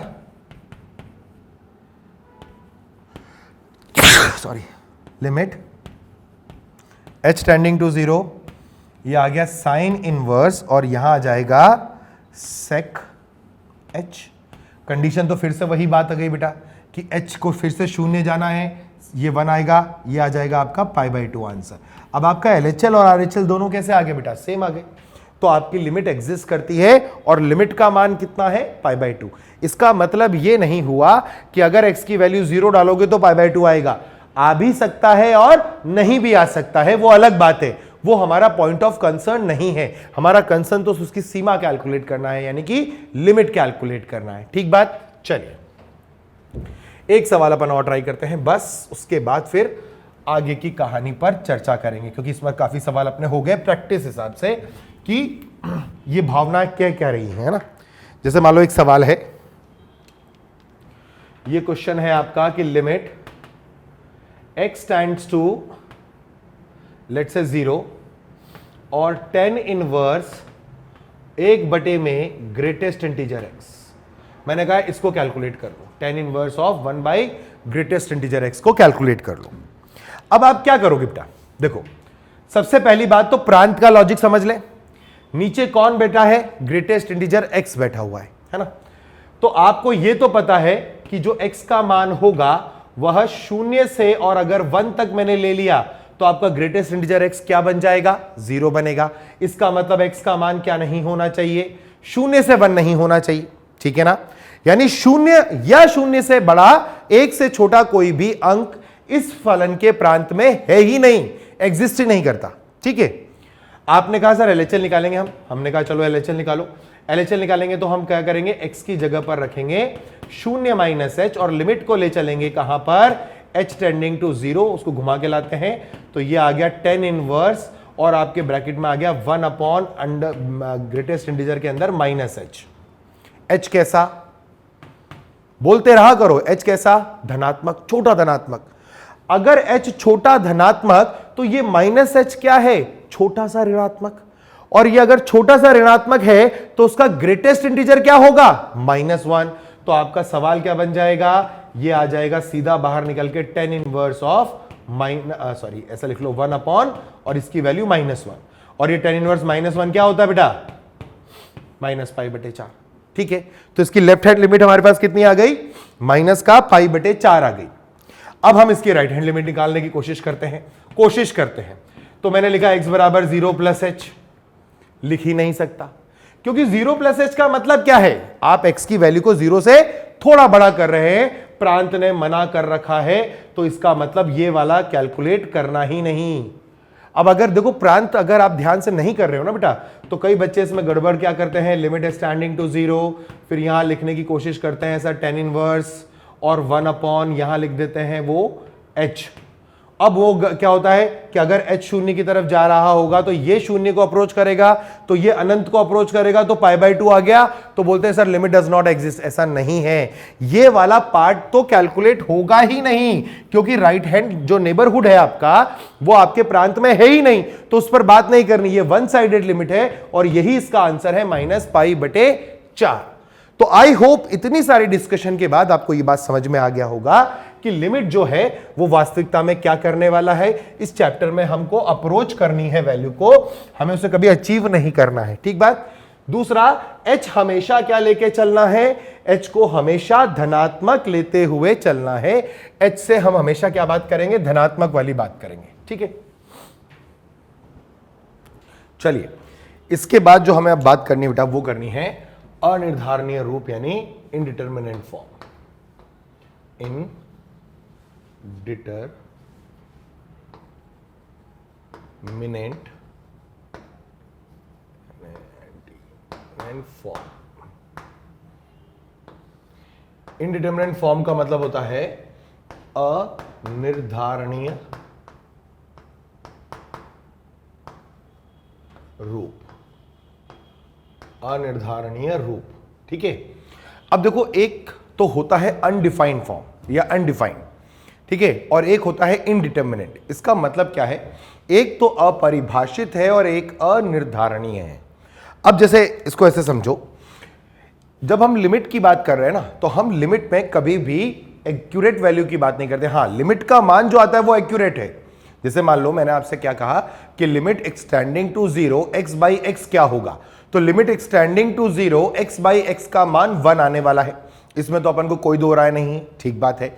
लेकिन यहां पर हमको बोलना क्या पड़ रहा है कि अगर x शून्य के बहुत करीब जाएगा तो ये मान जो है ये कट के 1 बन जाएगा, ये बोल रहे हैं। तो हम कभी वैल्यू को अचीव नहीं करते हैं, यानी उसकी वैल्यू 1 नहीं आएगी 0 पर। तो यहां क्या होता है, वैल्यू अप्रोच कर रही है। तो जब अनिर्धारणीय रूप की बात करी जाती है तो हमारे पास लिमिट के अंदर जो है 7 इनडिटरमिनेंट फॉर्म्स हैं, 7 अनिर्धारणीय रूप हैं। 7 अनिर्धारणीय रूप क्या है? सबसे पहला रूप जो आपका आता है बेटा वो 0/0 का आता है। अब 0/0 का मतलब क्या हुआ? आप बोलोगे सर आपने तो शुरू से ये बोला है कि मैथ्स में कुछ भी हो जाए डिनोमिनेटर में कभी 0 नहीं आएगा, तो आप 0 देख रहे हो। तो बेटा यहां जो ये 0 है ना, ये एग्जैक्ट 0 नहीं है, मतलब ये एक्यूरेटली जो 0 है वो नहीं है। ये 0 जो है वो अप्रोचिंग वाला है। जैसे मान लो मैं आपसे ये बोलूं लिमिट एक्सटेंडिंग टू 0, तो इसका मतलब क्या हुआ कि x 0 को अप्रोच कर रहा है, x 0 अभी हुआ नहीं। अब अगर मैं यहां पर मान लीजिए ऐसे लिख देता हूं x/x, तो ये जो रूप आएगा ये रूप किधर जाने की कोशिश कर रहा है, 0/0 में कर रहा है। अब अगर x का मान 0 हो जाता तो ये एक्यूरेटली 0 बनता, ये भी एक्यूरेटली 0 बनता। लेकिन मैंने क्या बोला, x 0 को अप्रोच कर रहा है, तो ये जो 0 है ना, ये 0 भी एग्जैक्ट 0 नहीं है, ये क्या है, अप्रोच टू 0 है। तो जब अपन ऐसा लिखते हैं अनिर्धारणीय रूप, तो इसका अर्थ क्या हुआ कि यह 0 एग्जैक्ट 0 नहीं है, यह अप्रोच कर रहा है 0 को, यानी यहां जो भी मान है वो 0 की तरफ अग्रसित है। पहला फॉर्म। दूसरा होता है अनंत/अनंत। अब अनंत की कहानी भी वही, क्या कि मान लीजिए इसी क्वेश्चन के अंदर मैं एक्सटेंडिंग टू इन्फिनिटी बोल दूं, तो यदि x को अनंत की तरफ ले जाएंगे तो ये भी अनंत/अनंत बनेगा, यानी ये अग्रसित होने की बात कर रहा है, ठीक है। तीसरा फॉर्म आपका आ जाता है इंफिनिटी माइनस इंफिनिटी, ठीक है। चौथा फॉर्म आपका जो आएगा वो होगा 0 इंटू इंफिनिटी। पांचवा फॉर्म जो आपका होता है अनिर्धारणीय रूप में वो होता है 1 की पावर इंफिनिटी। और छठा और सातवां जो मैं लास्ट में लिख रहा हूं, ये हम ज्यादातर तब डील करते हैं जब हम डिफरेंशिएशन के बारे में बात कर लेते हैं। बेटा हम किसके बारे में बात कर लेते हैं, डिफरेंशिएशन के बारे में बात कर लेते हैं, ठीक है। तो ये जो है हमारे क्या है बेटा, अनिर्धारणीय रूप हैं। अब ये जो अनिर्धारणीय रूप हैं, इसमें देखो कई बार बच्चों को कंफ्यूजन होता है कि सर अनंत माइनस अनंत के बारे में बताओ, या जैसे अनंत/अनंत है ना। अब ये जो अनंत है ना, ये क्या है, ये symbolical representation of a large number है। अब इसके बारे में हम थोड़ा ब्लॉक हो जाते हैं, यानी इसके बारे में चर्चा करना थोड़ी सी दिक्कत की बात होती है। क्यों होती है? क्योंकि हम ये नहीं बता पाते हैं कि जो अंक हैं, मतलब 2 अंक, आपको कोई से भी 2 अंक दे दिए जाए, दुनिया के कोई से भी 2 अंक आप उठा लो, वो भी भिन्न भिन्न अंक है ना। अगर आप 2 दुनिया के कोई से भी भिन्न अंक उठाओगे तो उनके मध्य में कितने अंक हैं, अनंत अंक हैं, ठीक है। उनमें से भी अगर आप कोई अंक ले लो, या आप जैसे मैंने कहा 1.1 है और 1 है, 1 और 1.1 के बीच में भी अनंत अंक आ सकते हैं। तो अगर हम अनंत की बात कर रहे हैं तो हम उसको नंबर लाइन पर डिनोट नहीं कर सकते, हम सिर्फ ये बता सकते हैं कि ये एक बहुत बड़े अंक के बारे में चर्चा हो रही है या बात हो रही है। तो अगर मैं कहूं जैसे 1 है, 1 है ना, 1 के लिए तो 2 भी अनंत है, देखा जाए तो 1 से 2 के बीच में भी अनंत आएगा, और 1 के लिए तो 1.1 भी अनंत है, क्योंकि 1 से 1.1 के बीच में भी अनंत संख्याएं आएंगी। अब मैं कह रहा हूं अनंत बटे अनंत, तो हो सकता है कि वो 2 बटे 1.1 हो, 1 के रेफरेंस में दोनों ही अनंत जा रहे हैं, तो ये भी आपका क्या हो जाता है, अनिर्धारणीय रूप हो जाता है। अनिर्धारणीय रूप का अर्थ क्या हुआ कि हम इसका निर्धारण करेंगे, लिमिट को इवैल्यूएट करने के लिए जितने भी मेथड्स होते हैं, जो रूल्स होते हैं, उनकी मदद से हम क्या करेंगे, इस अनिर्धारणीय रूप पर जब सवाल आएगा तो उसमें हम मान का निर्धारण करेंगे, और इसी के लिए ही लिमिट का इस्तेमाल होता है। वो जो एक्सप्रेशन दिया गया है उस पर वो उसका, जैसे मान लीजिए एक्सटेंडेड टू ए पर एफ एक्स बटे जी एक्स दिया है और वो आपका अनंत बटे अनंत जा रहा है, तो इसका मतलब क्या है, हम उसका मान का निर्धारण करेंगे। और वो निर्धारण का मतलब ये नहीं हुआ कि x बराबर a पर f ऑफ a बटे g ऑफ a वो मान देगा, वो अप्रोच करेगा उस मान की तरफ, क्योंकि ये लिमिट है बेटा, है ना। अब जैसे अनंत माइनस अनंत है, अब मान लो 2 के लिए तो 3 भी अनंत है और 4 भी अनंत है, तो 4 माइनस 3 1 हो जाएगा। किसी बच्चे ने बोला कि सर मेरे लिए तो 2, अगर आप फ्रेम ऑफ रेफरेंस लेते हो तो मैं तो 4 भी अनंत मानूंगा और 6 भी अनंत मानूंगा, 8 भी अनंत मानूंगा। तो मैं यहां निर्धारित नहीं कर पा रहा हूं कि इसका मान क्या आएगा। तो मान के निर्धारण के लिए ही हमें किसकी जरूरत पड़ रही है, लिमिट की जरूरत पड़ रही है। 0 इंटू इन्फिनिटी, अब ये 0 जो है, देखो दुनिया का कोई भी नंबर अगर 0 से गुणा हो जाए तो वो 0 कर देगा, ये बात तो सही बात है। पर यहां जो ये 0 है वो एग्जैक्ट 0 है ही नहीं, ये तो 0 की तरफ अग्रसित है, या तो ऋणात्मक की तरफ से या धनात्मक की तरफ से। तो हम 0 इंटू इन्फिनिटी का भी निर्धारण नहीं कर पा रहे हैं। अच्छा, 1 भी एग्जैक्ट 1 नहीं है, ये भी 1 को अप्रोच कर रहा है। वरना अगर मान लो मेरे को 1 ही मिल जाए, एग्जैक्ट 1, तो उसकी घात में दुनिया का कोई भी अंक रख दूं, हमेशा आंसर क्या आएगा, उसका आंसर 1 आएगा। लेकिन अगर मैं आपसे कहूं कि मैंने 1 से थोड़ा बड़ा मान लिया, 1 पॉइंट करके कुछ ले लिया मान लो, और उसका मान अनंत लगाया, तो ये अनंत भागेगा। अगर मैंने 0.9 के आसपास का अंक लेकर के उसको अनंत लगा दिया, तो वो 0 भागेगा। यानी 1 से बड़ा अंक अगर ले लिया, थोड़ा सा बड़ा अंक ले लिया, और अगर उसे अनंत की तरफ, अनंत उसकी घात में लगा दिया, तो वो अनंत की तरफ जाएगा। और अगर 1 से थोड़ा सा छोटा 0.98, 0.99 भी मैंने ले लिया और उसकी पावर अगर इन्फिनिटी डाल दी, तो वो अंक फिर 0 की तरफ जाएगा। तो हमें ये निर्धारण करना है, तो यहां पर भी वो 1 नहीं है। इन 2 के बारे में हमारी चर्चा कब शुरू होगी, जब हम डिफरेंशिएशन सीख लेंगे, उसके बाद हमारा इसका जो यूज है वो आता है। तो ये 7 अनिर्धारणीय रूप है। जब भी आपको कोई सवाल लिमिट का दिया जाएगा तो उनको इन 7 अनिर्धारणीय रूप में से किसी एक रूप में आना है। आते ही हम मेथड्स ऑफ इवैल्यूएटिंग लिमिट जो होता है उनका यूज करते हैं और उससे फिर उसका वैल्यू का निर्धारण करते हैं। यहां पर जो नोट है वो ध्यान रखना, यहां पर पीटीआर के हिसाब से लिख लेते हैं अपन। पीटीआर में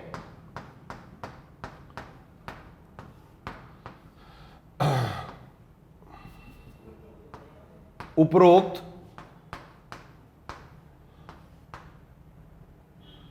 अनिर्धारणीय रूपों में, उपरोक्त अनिर्धारणीय रूपों में 0 एग्जैक्ट 0 नहीं है, यह 0 की ओर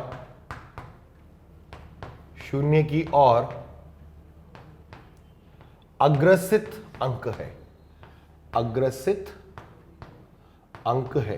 ठीक बात है।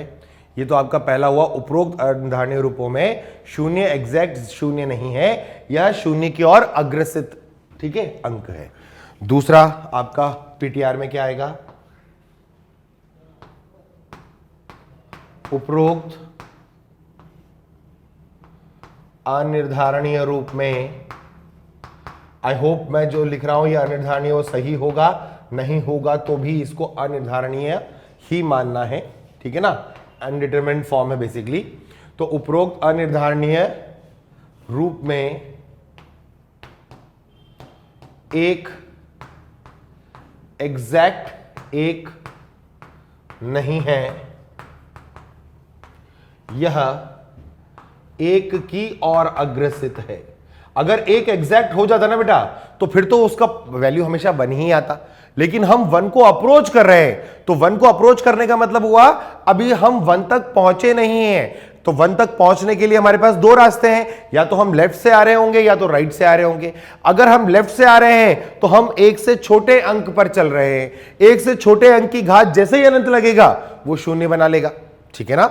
और अगर हम 1 से बड़े की तरफ से अप्रोच कर रहे हैं तो वह मान 1 से थोड़ा बड़ा हुआ और उसकी घात अनंत लगी तो वो अनंत की तरफ भागेगा, तो इसका मतलब 1 की ओर अग्रसित अंक है।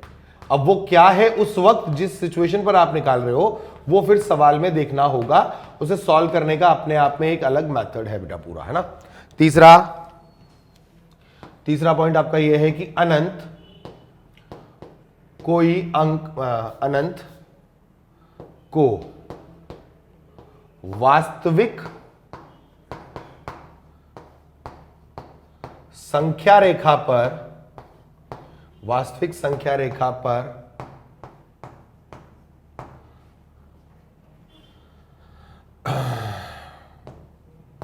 निर्धारित नहीं किया जा सकता,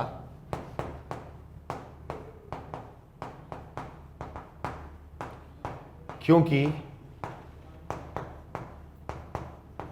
वह सांकेतिक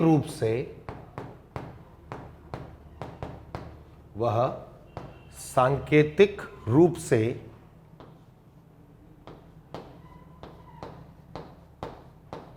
एक बहुत बड़े अंक को प्रदर्शित करता है, बहुत बड़े अंक को प्रदर्शित करता है बेटा, ठीक है। Symbolically representation of a very large number है ये, ठीक है।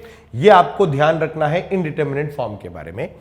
अब जो अपन बात करेंगे बेटा उसमें हमारा सवाल लिमिट का जब भी आता है और हम वो लिमिट की वैल्यूज जब चेक करेंगे, यानी उसके लिए जब भी हम मेथड सॉल्व करेंगे तो हम ये ध्यान रखेंगे कि हमारा प्रश्न अगर अनिर्धारणीय रूप में है तो आगे आने वाले जितने भी मेथड्स हैं उन मेथड्स के आधार पर हम उसके मान का निर्धारण करेंगे। एक तो ये बात हो गई, ठीक है। तो इसका मतलब यहां पर अपन को एक पॉइंट और लिखना है, क्या? यदि प्रश्न उपरोक्त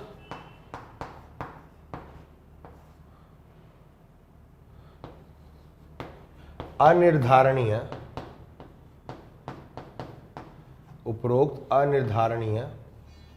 रूप में से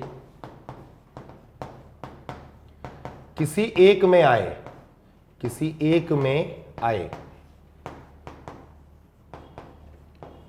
तब सीमा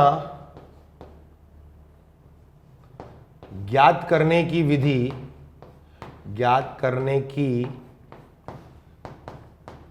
विधियों द्वारा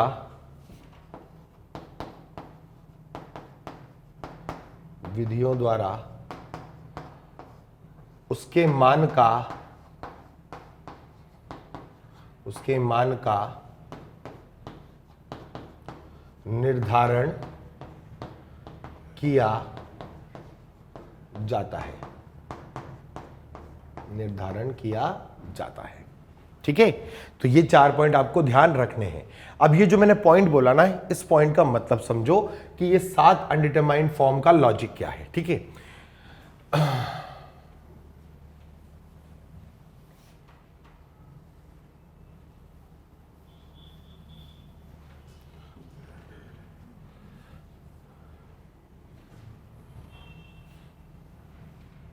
जैसे मान लो कि आपको एक सवाल दिया गया, एग्जाम्पल के तौर पर मान लो एक सवाल दिया गया कि लिमिट x टेंड्स टू 2, ठीक है। ऊपर मैंने लिख लिया x² - 3x + 2 और मान लो मैंने नीचे लिख लिया एक्स स्क्वायर माइनस 4x या एक्स स्क्वायर माइनस 4 ही ले लिया, मान लो ये दिया। अब इस सवाल का पहले मतलब समझो बेटा। इस सवाल का कहने का अर्थ यह है कि अगर x का मान 2 की तरफ जा रहा है तो इस व्यंजक का मान किधर जाएगा। वो इस व्यंजक का मान नहीं चाहता x बराबर 2 पर, वो तो ये कह रहा है कि यदि x के मान को 2 के बहुत समीप लेके जाया जाए तो ये जो व्यंजक हमें दिया गया है या जो फलन हमें दिया गया है, इस फलन का मान क्या होगा या इसका मान किसके समीप पहुंच जाएगा। होगा नहीं होगा वाली बात पर नहीं है, ठीक है। अच्छा, जब आप x का वैल्यू 2 डालते हो, देखो x तो 2 जा रहा है, आपने 2 डालना है पहले। जब 2 डालोगे तो आपका ऊपर वाला जो पार्ट है वो शून्य बनेगा। 2 डालते देखो 4 2 6 माइनस 6 शून्य, और नीचे 4 माइनस 4 शून्य, तो ये आ गया 0/0 में। तो क्या ये 0/0 एक अनिर्धारणीय रूप है? यस, एक इंडिटरमिनेट फॉर्म है। तो इसको डिटरमाइन करने के लिए हम कुछ मेथड्स का इस्तेमाल करते हैं जो अपन आगे करेंगे। अभी तो मैं बता देता हूं थोड़ा सा ऐसे ही कि आप इस सवाल को लिख सकते हो क्या, लिमिट एक्सटेंडिंग टू 2, ऊपर वाला जो आएगा ना बेटा उसका गुणनखंड होता है x माइनस 1 और x माइनस 2, और नीचे वाले के गुणनखंड क्या होते हैं, x माइनस 2 और x प्लस 2। अब आप मुझे बताओ कि क्या आप इन दोनों को काट सकते हो? हाँ बिल्कुल काट सकते हो, लेकिन कई बच्चों के मन में बात आई क्या कि sir x not equal to 2 लिखो। अरे x नॉट इक्वल टू 2 तो ये लिखा ही है। ये क्या लिखा है? ये यही तो लिखा है कि x इज अप्रोचिंग टू 2, अभी 2 हुआ ही नहीं। तो इसका मतलब ये हुआ कि जब ये 2 हुआ ही नहीं तो ये और ये भाई साहब कट जाएंगे और आपका सवाल बचेगा कितना, लिमिट एक्सटेंड्स टू 2, और आपका आ गया बेटा x माइनस 1 बटे और x प्लस 2। अब जरा आप फिर से मान डाल के देखो तो 2 माइनस 1 से आपको क्या मिलेगा, 1 मिलेगा, 2 प्लस 2 से क्या मिलेगा, 4 मिलेगा। तो आपका उत्तर यही आ गया, क्योंकि अब अनिर्धारणीय रूप नहीं है। तो इसका मतलब ये नहीं है कि x बराबर 2 इसमें डालोगे तो आपको 1/4 मिलेगा। इसका मतलब क्या हुआ, जो बेसिक डेफिनेशन हमने सीखी थी वो क्या थी कि यदि x का मान 2 के बहुत समीप ले आया जाएगा तो हमारे व्यंजक का जो मान है वह 1/4 के समीप हो जाएगा। ना तो कभी ये x बराबर 2 देगा, ना ही वो व्यंजक कभी 2 की वैल्यू पर 1/4 देगा, लेकिन वह 1/4 के बहुत समीप पहुंच जाएगा। वास्तविकता में देखा जाए तो इस फलन का तो प्रांत में 2 आता ही नहीं है, पर जब 2 नहीं आएगा ना तो वो उस पर कहां मान पहुंचा रहा होगा, 1/4 पर मान पहुंचा रहा होगा। ठीक बात है। लेकिन मान लो आपका एग्जाम्पल ऐसे आ गया, एग्जाम्पल में आया कि लिमिट एक्सटेंडिंग टू 5, ठीक है, ये आपका सवाल ऐसा आया और यहां लिख दिया मैंने वापस से यही सवाल, x square minus 3x plus 2 बटे एक्स स्क्वायर माइनस 4। ठीक है, अब आपने क्या करा, x का मान 5 डाला, 5 डाला तो क्या होगा, 25 और 2 27, 27 माइनस 15 यानी 12 आ जाएगा ऊपर, और नीचे 25 माइनस 4 से 21 आ जाएगा। ठीक है ना, इसको और सॉल्व कर लोगे 3 से तो ये 4 और ये 7 आ जाएगा। तो अब इसका आंसर 4/7 है। अब आप बोलोगे कि सर अब आपने 5 क्यों डाल दिया? अरे भाई तो अभी भी मैं यही तो बोल रहा हूं कि अगर x का मान 5 के समीप जाएगा तो यह मान 4/7 हो जाएगा। तो आपके मन में दूसरा सवाल कि सर इसमें तो 5 डालेंगे तो भी 4/7 आएगा। तो हमने क्या बोला था कि limit extending to a f of x अगर l है, मतलब अगर मान लीजिए कोई क्वेश्चन आप सॉल्व करते हैं x approaching to a f of x और वो l आ जाता है और l क्या आ जाता है, a फाइनाइट क्वांटिटी आ जाती है, तो इसका मतलब ये हुआ कि अगर x का मान आपने a के बहुत समीप लेके चले गए तो आपका जो फलन f ऑफ x है उसका मान l के समीप पहुंच जाएगा। पर f ऑफ a l होगा यह आवश्यक नहीं है। तो इसका मतलब यह है कि f ऑफ a l हो भी सकता है और f ऑफ a l नहीं भी हो सकता है। अब चूंकि देखिए आप लोग सारे लोगों ने 2022 में एग्जाम देना है तो इसका मतलब आप लोग कंटिन्यूटी पढ़ चुके होंगे। तो जब कंटिन्यूअस फंक्शन आता है तो आप उसकी लिमिट को किसके बराबर करते हो, f ऑफ a के बराबर करते हो, तभी तो आप फलन को सतत बोलते हो, है ना। तो वहां पर तो f ऑफ a के बराबर होगा, तो इसका मतलब फलन में f ऑफ a का मान l हो भी सकता है और नहीं भी हो सकता है। अगर हो गया तो वो सतत कहलाएगा, नहीं हुआ तो वह असतत कहलाएगा।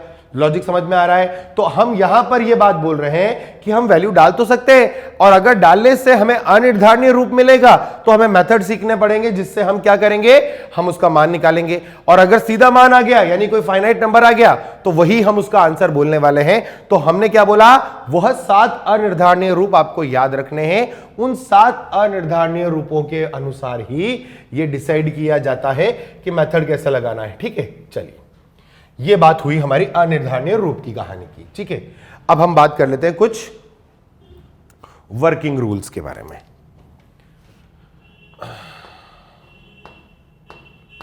वर्किंग रूल,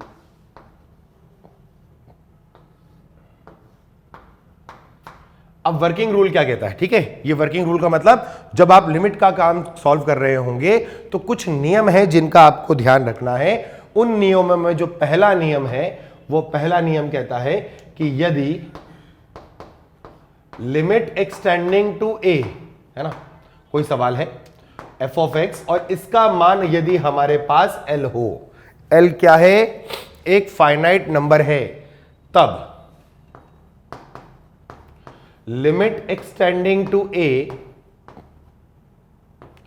के ऑफ एफ ऑफ एक्स का मान क्या आएगा बेटा, के एल आएगा। ये ध्यान रखना, जहां के क्या है, के is constant,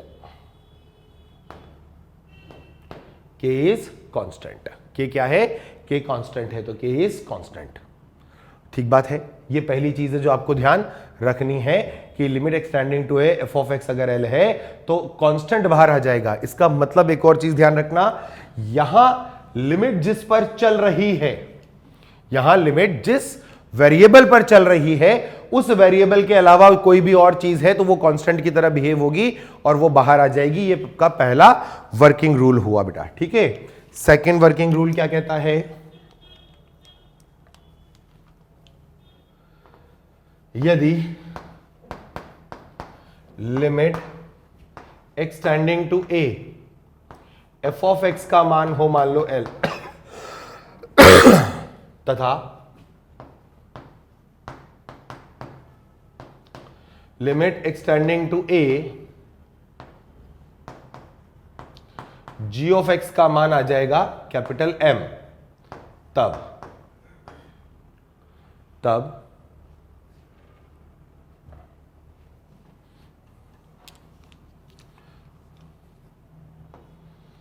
limit x tending to A F of x plus g of x में आप लिमिट को डिस्ट्रीब्यूट कर सकते हैं और आपको इसका आंसर क्या मिलेगा बेटा, L प्लस एम मिल जाएगा। इसका आंसर क्या मिल जाएगा आपको, L प्लस एम मिल जाएगा। ठीक है, आपका limit extending to A F of x minus g of x का जो आपका आएगा वो आपको मिल जाएगा L minus m. Limit extending to A F of x into g of x अगर आपको दिया गया है, और दोनों का मतलब इसमें डिस्ट्रीब्यूट कर रहे हैं बेटा अपन, है ना, तो यहां आपका L इंटू एम आ जाएगा। और चौथा केस आपके पास है कि limit extending to A f x by g x आ जाए बेटा, तो इसका जो आंसर आएगा ना वो क्या आ जाएगा आपका, L बटे एम आ जाएगा, प्रोवाइडेड एम नहीं हो सकता है क्या, शून्य। ठीक बात है, L और M, L बटे एम हो जाएगा, लेकिन आपका जो M का मान है वो क्या नहीं हो सकता, शून्य नहीं हो सकता। ठीक है, यह आपका सेकंड रूल हो गया।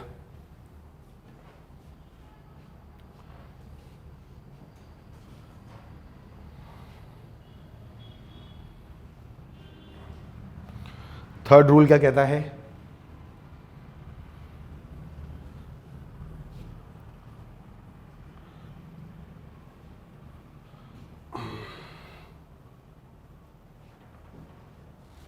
थर्ड रूल कहता है कि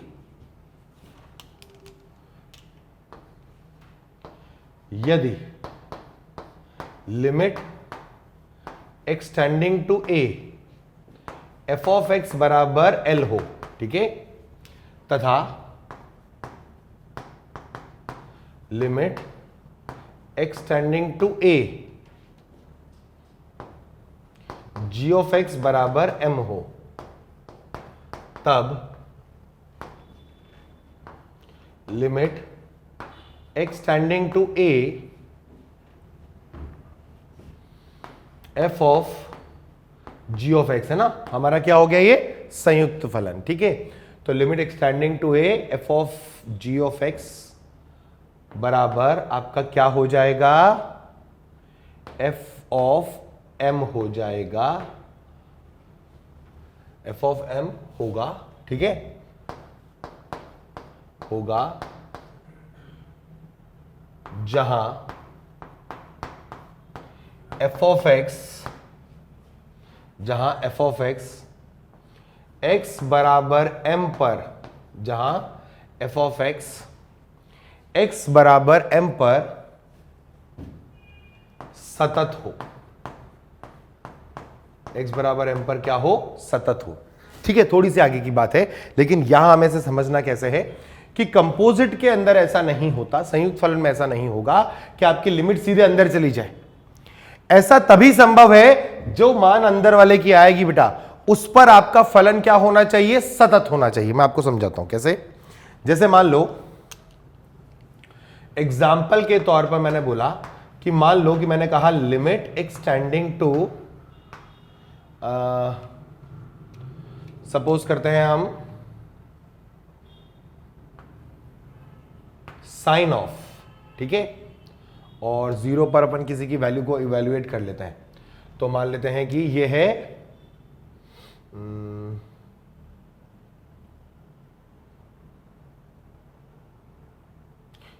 x टेंडिंग टू 1 ले लो, और साइन ऑफ x माइनस 1 मैंने बोला है ना, ठीक है।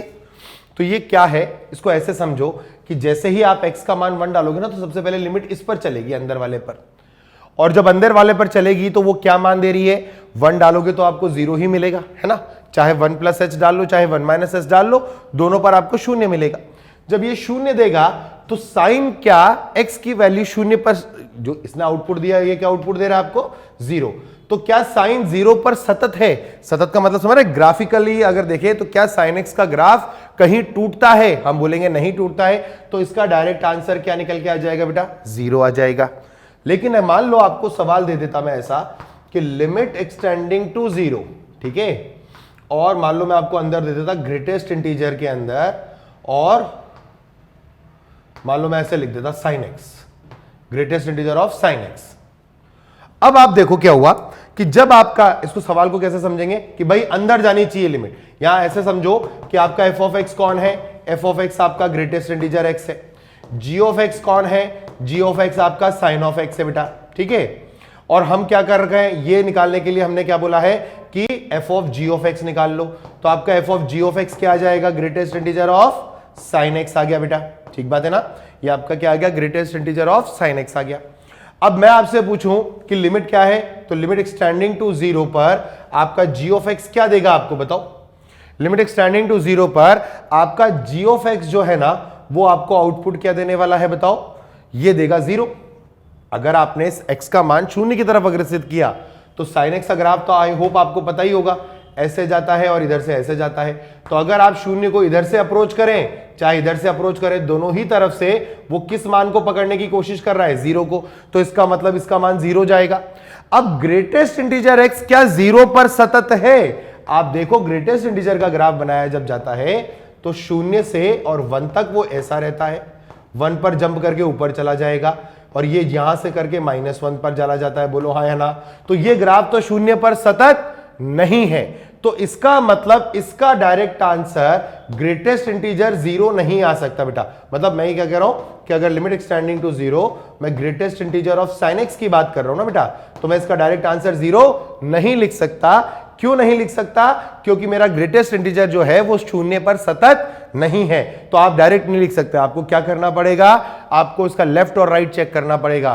तो जब आप कहोगे कि सर हम इसका LHL निकालेंगे, तो LHL का मतलब क्या होगा कि साइन एक्स 0 को किधर से अप्रोच कर रहा है, ऋणात्मक की तरफ से।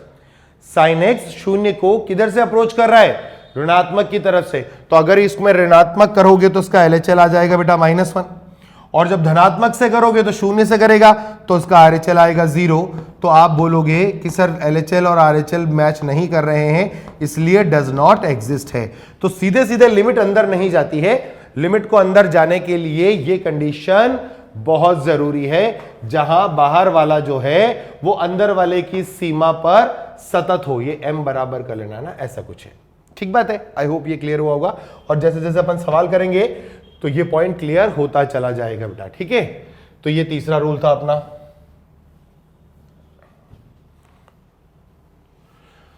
वर्किंग रूल तीसरा हो गया। ठीक है, चौथा रूल कहता है पार्शियल लिमिट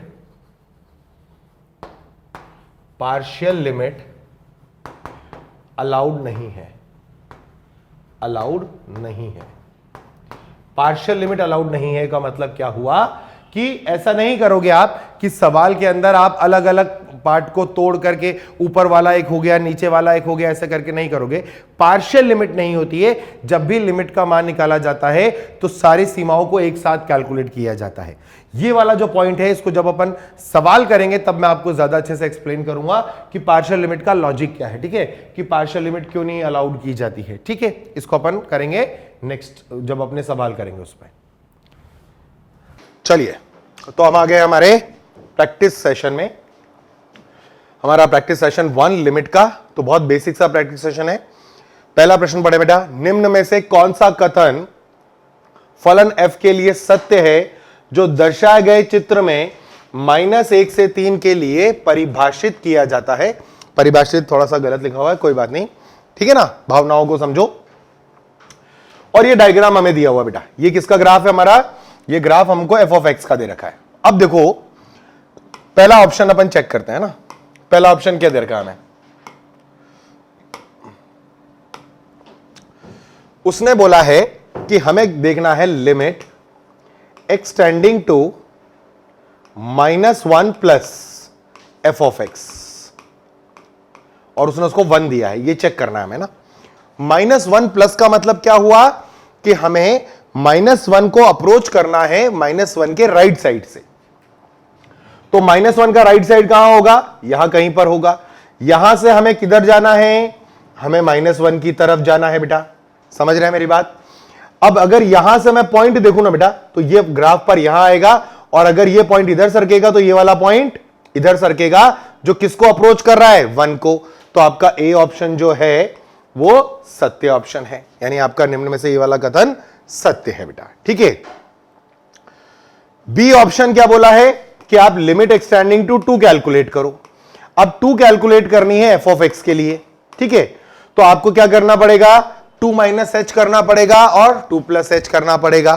तो इसको हटा देते हैं। अब 2 माइनस h का मतलब हम यहां कहीं पर हैं, यही हमारा 2 माइनस h होगा।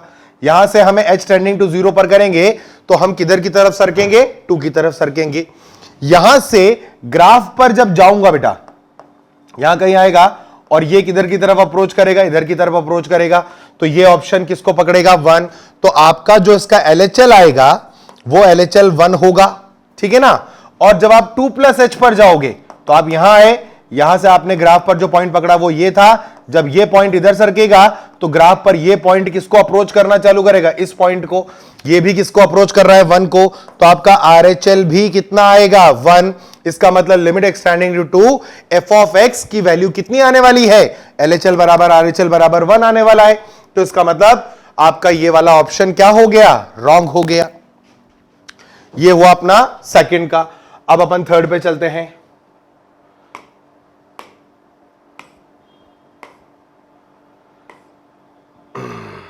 थर्ड क्वेश्चन क्या कह रहा है, इसको हटा दो। अब सेकंड हो गया हमारा, है ना। सारे ऑप्शन हमें चेक करने हैं। उसने कहा कि लिमिट एक्सटेंडिंग टू 1 माइनस को चेक करना है f ऑफ x पर।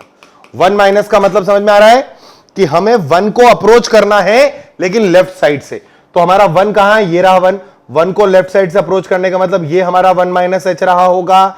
इसके कॉरस्पॉन्डिंग पॉइंट ग्राफ पर ये आ गया होगा। अब जैसे ही आप 1 माइनस h की तरफ सरकेंगे, आप इस ग्राफ के इस ब्रांच में ऊपर की तरफ सरक रहे होंगे। तो आपका मान किधर जा रहा होगा, 2 पर जा रहा होगा, तो इसका मतलब इसकी जो वैल्यू आएगी वो कितनी आएगी बेटा, 2 आ जाएगी। तो इसका मतलब आपका सी ऑप्शन भी राइट ऑप्शन है। अब डी पर बात करो, 0 प्लस और 0 माइनस की बात कर लेते हैं। 0 प्लस कहां है, ये रहा 0 प्लस एच। ग्राफ पर यहां पहुंच गए। अब आपको किधर जाना है, 0 की तरफ जाना है, तो आपको इधर से रखना पड़ेगा। इससे पहले वाले में आपको ऊपर जाना था। अब जब नीचे जाओगे तो ये ग्राफ वैल्यू को कहां पकड़ने की कोशिश कर रहा है, 0 पर।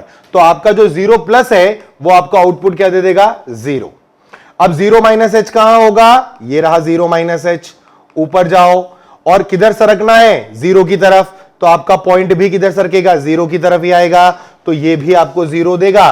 तो ये भी आपका ऑप्शन सही है।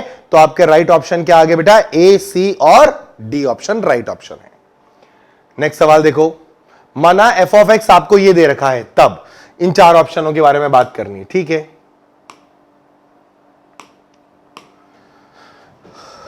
एफ ऑफ एक्स क्या दिया है आपको, उसे मैं लिख लेता हूं पहले ना। एफ ऑफ एक्स क्या है, एफ ऑफ एक्स है x माइनस 1 बटे में 2x square minus 7x plus 5 है ना, तो 5 और 2 से हो जाएगा ये।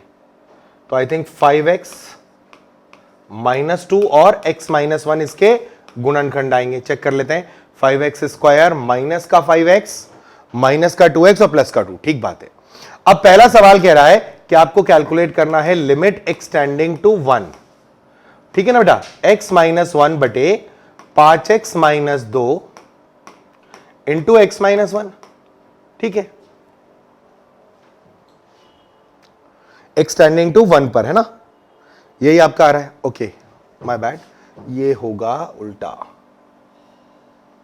x माइनस 1 इसके फैक्टर होंगे 2x माइनस 5 और x माइनस 1, क्योंकि अपन को 2x स्क्वायर चाहिए, तो 2x square minus 5x minus 2x और प्लस 5। अब ठीक है, ये फैक्टर हुए, तो यहां पर भी हम इसको हटा देते हैं। इसकी जगह हमारे पास आएगा 2x माइनस 5, यहां आ जाएगा x माइनस 1 और यहां भी आ जाएगा x माइनस 1 बेटा। अब एक्सटेंडिंग टू 1 पर ये भी 0 बन रहा है, ये भी 0 बन रहा है, तो इनको काट सकते हैं और x का वैल्यू 1 डालोगे तो 2 minus 5 minus 3, so minus 1/3 is right answer. तो ए ऑप्शन करेक्ट हो गया। बी ऑप्शन में क्या करना है, लिमिट एक्सटेंडिंग टू 0 डालनी है बेटा। अब 0 डालोगे ना, तो देखो ना, तो ऊपर 0 बना, ऊपर क्या बनेगा, ऊपर आपके पास क्या था, x माइनस 1 था, नीचे आपके पास क्या था, 2x माइनस 5 और x माइनस 1 था, ठीक है। अब देखो x माइनस 1 तो कट ही जाएगा, 100% बात है। अब एक्सटेंडिंग टू 0 जब डालोगे ना, तो ये आपको माइनस का 1/5 देगा, तो ये जो आपका ऑप्शन है माइनस 1/5, ये भी राइट ऑप्शन है। फिर लिमिट एक्सटेंडिंग टू अनंत, ठीक है ना, अनंत की बात कर रहा है। तो आपका जो सवाल है वो क्या है, देखो ये कट तो गया है ना एक्सटेंडिंग टू अनंत पर, और आपका क्वेश्चन जो बचेगा वो 2x माइनस 5 बचेगा।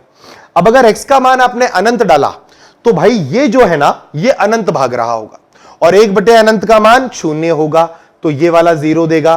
तो आपको बिल्कुल सी आंसर भी आपका राइट हो गया। अब आ रहा है लिमिट एक्सटेंडिंग टू 5/2 अस्तित्व नहीं रखती है, बिल्कुल सही बात है। पूछो क्यों, क्योंकि अगर आपने लिमिट एक्सटेंडिंग टू 5/2 बोल दिया बेटा, तो आपका सवाल तो 1/2x माइनस 5 बचा था, बोलो हाँ या ना। तो अगर आपने 5/2 रखा तो नीचे क्या बनेगा, 0। तो 1/0 अनिर्धारणीय रूप नहीं है, वो तो अपरिभाषित रूप है, यानी अनंत। और अगर अनंत जा रहा है तो हम बोलेंगे कि वो अस्तित्व नहीं रखता। तो इसका मतलब आपके चारों ऑप्शन राइट हैं, ए बी सी डी चारों ऑप्शन करेक्ट ऑप्शन है। मल्टीपल चॉइस क्वेश्चन हो गया ये। निम्न में से कौन सी सीमा छिपी हुई है, देखो छिपी तो कुछ नहीं होता है, छिपी is not a right word, इसकी जगह हम इसको बोलते हैं कि ये शून्य है, कि निम्न में से कौन सी सीमा शून्य हुई है। और इसका जो इंग्लिश वर्ड होता है ना, जो इंग्लिश में दिया जाता है, वो होता है वैनिश। वैनिश का मतलब खत्म हो गई, खत्म होने का मतलब वो शून्य हो गई है ना, शून्य हो गई है। तो लिमिट एक्सटेंडिंग टू अनंत है बेटा। अब देखो ये बहुत सिंपल सा है, साइन एक्स का मान जो भी होगा तो -1 से 1 के बीच में। जब x का मान आप अनंत डालोगे तो आपका जो साइन एक्स है ना, वो -1 से 1 के बीच में कुछ भी दे देगा। अब -1 से 1 के बीच के जितने भी अंक हैं, उन सबको हम फाइनाइट नंबर्स मानते हैं, सही बात। और उसके नीचे जाकर के बैठने की कोशिश कौन करेगा, अनंत करेगा। तो अगर नीचे की संख्या ऊपर वाली संख्या से बहुत बड़ी है, तो इस लिमिट का मान निश्चित तौर पर 0 आएगा। तो ये ऑप्शन ए आपका परफेक्टली ओके ऑप्शन है, ठीक है ना। अब बी ऑप्शन पर आ जाओ, सेम लॉजिक है। देखो क्या ये लिखा हुआ है, बेसिकली आर कुछ नहीं होता, tan इनवर्स x बटे x होता है। क्वेश्चन है लिमिट एक्सटेंडिंग टू अनंत। अब इसका जो मान है ना, ये घूम फिर के कहां से कहां तक जाने वाला है, -π/2 से π/2। हम जानते हैं tan इनवर्स x का परिसर -π/2 से π/2 होता है, और नीचे कौन है, एक बहुत बड़ा अंक अनंत है, तो इसका मतलब ये भी क्या दे देगा, शून्य। तो आपका ये भी शून्य, यानी बी ऑप्शन भी सही ऑप्शन है। आ जाओ सी पर। सी का सवाल क्या लिखा है, लिमिट एक्सटेंडिंग टू अनंत। इसे ऐसे लिख लो बेटा, 1 प्लस साइन एक्स बटे एक्स बटे 1 प्लस कॉस एक्स बटे एक्स। अच्छा, अब आप अपने आप से स्वयं पूछें क्या, कि भाई इसका मान बोलो, अगर एक्सटेंडिंग टू अनंत हुआ तो देख के बताओ। ये तो 0 भागेगा, और ये वाले भाई साहब भी उसी लॉजिक से 0 भागेंगे। तो अगर ये दोनों 0 जा रहे हैं तो आपकी लिमिट का आंसर कितना आएगा, 1। तो c option is not a correct option, ये नहीं है। डी पर आ जाते हैं। यहां लिखा हुआ है बेटा साइन इनवर्स एक्स, ठीक है, और यहां लिखा है tan ऑफ πx/2, और लिमिट चला रहे हो आप एक्सटेंडिंग टू 1, ठीक है ना। इसको ऐसे लिख लो, limit extending to 1 sine inverse x into, और इसको आप लिख सकते हो cot ऑफ πx/2, ऊपर ले गए अपन। अब x का मान अगर आपने 1 डाला तो साइन इनवर्स x तो आपको क्या देने की कोशिश करेगा, ये कहेगा कि मेरा मान π/2 को अप्रोच करेगा, ठीक है ना। और एक्सटेंडिंग टू 1 पर ये cot π/2 क्या कहेगा, कि मेरा मान 0 को अप्रोच करेगा। तो 0 इंटू π/2 से अपना आंसर कितना आ जाएगा, 0 आ जाएगा। यानी डी ऑप्शन की भी लिमिट का जो मान आएगा वह 0 आने वाला है। क्लियर। चलिए थर्ड क्वेश्चन देखिए बेटा, कि a का मान ज्ञात कीजिए जिसके लिए limit extending to -2 3x² plus ax plus a plus 3 divided by x² plus x minus 2 अस्तित्व रखता है, और सीमा का मान भी ज्ञात करना है, ठीक है। अब सवाल क्या है, सवाल कह रहा है कि लिमिट एक्सटेंडिंग टू 2 जो है -2, ऊपर लिखा हुआ है 3x² plus ax plus a plus 3 बटे में, और नीचे लिखा हुआ है आपके पास x plus 2 into x minus 1। अच्छा, जब आप एक्सटेंडिंग टू -2 डालोगे ना, तो आपका नीचे वाला तो निश्चित तौर पर 0 बनाएगा, बनाएगा नहीं बनाएगा, बनाएगा। और अगर लिमिट का अस्तित्व है तो यह अनिर्धारणीय रूप में होना आवश्यक है। अब अनिर्धारणीय रूप में अगर नीचे 0 आ गया तो ऊपर भी क्या आना चाहिए, 0/0 का रूप बनना चाहिए। यानी x का वैल्यू -2 डालने पर हमारा x का वैल्यू अगर हम -2 इसमें डाल दें तो हमारा 3x² plus ax plus a plus 3 का मान 0 हो जाना चाहिए। तो इसका मान डाल दो -2, तो कितना आ जाएगा 12, माइनस का 2a प्लस का a प्लस का 3 बराबर 0। तो यहां से आपको a बराबर जो मिलेगा वो मिलेगा 15। तो a का मान आपके पास कितना आ गया, 15 आ गया। अब इस 15 को रख के सवाल सॉल्व कर देते हैं। तो लिमिट एक्सटेंडिंग टू -2 आ गया, 3x² प्लस 15x और प्लस का 18 बटे में x प्लस 2 और x माइनस 1, ठीक है ना। इसको गुणनखंड करने की कोशिश करते हैं। तो लिमिट एक्सटेंडिंग टू -2, पहले 3 कॉमन ले लो, तो x² प्लस 5x प्लस 6 बटे में x प्लस 2 और x माइनस 1 आ जाएगा। फिर आप इसे लिख सकते हैं लिमिट एक्सटेंडिंग टू -2, 3 यहीं रहने दो, ये आ गया x plus 2 into x plus 3 बटे में x प्लस 2 और x माइनस 1। तो ये और ये कैंसिल, x का वैल्यू -2 डालो बेटा, तो 3 इंटू 3 -2 से तो 1 आ जाएगा, और -2 -1 से -3 आ जाएगा, ये कट जाएगा, और आपका फाइनल आंसर -1। तो आपके a का वैल्यू तो 15 है, और सीमा का जो मान आएगा वो आएगा -1। इसका मतलब क्या हुआ कि x का मान अगर -2 को अप्रोच करता है और इसका मान एग्जिस्ट करता है तो a का मान 15 होना चाहिए, और उस वक्त सीमा का जो मान है यानी इस पूरे व्यंजक का जो मान है वो -1 को अप्रोच करेगा। इसका ये मतलब नहीं है -1 होगा, -1 को अप्रोच करेगा, ठीक है। चलिए नेक्स्ट क्वेश्चन देखो क्या लिखा हुआ है, y बराबर f(x) तथा g(x) बराबर ये दे रखा है, ये g(x) दे रखा है बेटा, इसका ध्यान रखना, ये g(x) है, ठीक है ना। के आरेख पर विचार कीजिए तब निम्न में से कौन सी सीमा अस्तित्व नहीं रखती है, ठीक है। आपका ये सवाल है बेटा, ठीक है। अब देखो 3 सवाल है, मैं एक सवाल पहले ट्राई करके देखता हूं। तो मैंने कहा मैं क्वेश्चन सॉल्व करने की कोशिश कर रहा हूं limit extending to 2 f of g of x का। ठीक है, अब मुझे वैसे देखा जाए तो मैं तो ग्राफ से देख करके बहुत आसानी से बता दूंगा, लेकिन पहले मैं आपको इसका मेथड के बारे में बात करेंगे, फिर आगे चलेंगे। तो सबसे पहले तो आप बेटा इसका एलएचएल निकालो। एलएचएल निकालने के लिए एक्स की जगह पर क्या रखोगे, 2 माइनस एच। तो आपका सवाल बनेगा limit h tending to 0 f of g of 2 minus h, f of g of 2 minus h. अच्छा, एफ एक्स का ग्राफ हमें दे रखा है, ध्यान रखना है ना। ठीक है, अच्छा जी ऑफ 2 माइनस एच क्या होगा सोच के बताएं। तो 2 से छोटा मान है ना, तो 2 से छोटा मान के लिए तो ये वाला व्यंजक आपका काम करने वाला है। तो आपका सवाल बनेगा limit h tending to 0 f of g of 2 minus h का मतलब हो गया कि ये आ गया 2 माइनस एच माइनस 2 का होल स्क्वायर। ठीक है, ये आ गया आपका। तो आपका सवाल बन गया लिमिट h टेंडिंग टू 0 और 2 से 2 कैंसिल हो ही जाएगा, h स्क्वायर आएगा। तो आपका ये जो मान है वो आया f ऑफ h स्क्वायर। अब अगर आप देखो h शून्य जा रहा है तो ये शून्य किधर से जा रहा होगा ये शून्य h स्क्वायर की वजह से 0 प्लस से जाएगा। तो यहां कहीं पर आप 0 प्लस h पर होंगे बेटा। यहां से आप ग्राफ की तरफ जाएंगे, मैं कलर चेंज कर लेता हूं कि ये आपका 0 प्लस h होगा। यहां से आप ग्राफ पर पहुंचे और जब आप शून्य की तरफ सरके तो आपके ग्राफ पर आपका पॉइंट भी ऊपर की तरफ सरकेगा। तो वो किस मान को पकड़ने की कोशिश कर रहा है, 2 को। तो इसका मतलब इसका जो मान आएगा आपका लेफ्ट हैंड लिमिट का, वो कितना आ गया बेटा, 2 आ गया। अब हम राइट हैंड लिमिट पर बात करें। ठीक है, राइट हैंड लिमिट के लिए बात कर लेते हैं। अब जब आरएचएल की बात करोगे ना, आरएचएल की, राइट हैंड लिमिट की, तो राइट हैंड लिमिट में क्या होगा, आपको x की जगह पर रखना पड़ेगा 2 प्लस एच। ठीक है, आपने 2 प्लस एच रखा तो आपका सवाल क्या बनेगा, आपका सवाल बनेगा limit h tending to 0 f of g of 2 plus h. अब g ऑफ 2 प्लस एच पकड़ के बताओ जरा, g ऑफ 2 प्लस एच का मतलब ये वाला फंक्शन काम करेगा। तो आपका ये बनेगा लिमिट h टेंडिंग टू 0 है ना, और f of g of 2 plus H. 2 plus H का मतलब हो गया 7 माइनस और ये आ गया 2 प्लस एच। ठीक है, अगर आप h को इसमें शून्य या इसको ऐसे लिख लो कि लिमिट h टेंडिंग टू 0 और f ऑफ 7 माइनस 2 से 5 माइनस एच आ गया। अब आप 5 माइनस एच पर आ जाओ, ये रहा आपका 5 माइनस एच बेटा, है ना। 5 माइनस एच से ग्राफ पर जाओ तो ये पॉइंट आ गया। जब आप इधर सरकोगे h टेंडिंग टू 0 करने पर तो इसका मान किधर सरकेगा, इधर की तरफ। तो ये भी आपको क्या दे देगा, 2 दे देगा।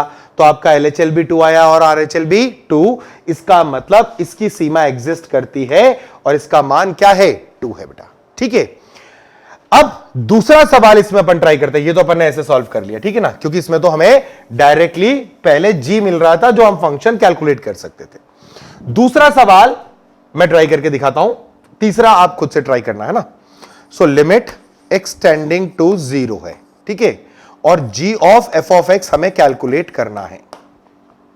ठीक, तो आप LHL और RHL की बात करने वाले। तो देखो LHL में आप क्या करोगे, x की जगह पर 0 माइनस h रखोगे।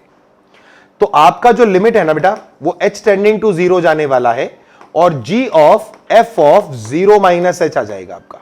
ठीक है, अब 0 माइनस h कहां है, आपका f के अंदर है पहले 0 माइनस h। तो देखो ध्यान से, 0 माइनस h कहां होगा, यहां होगा।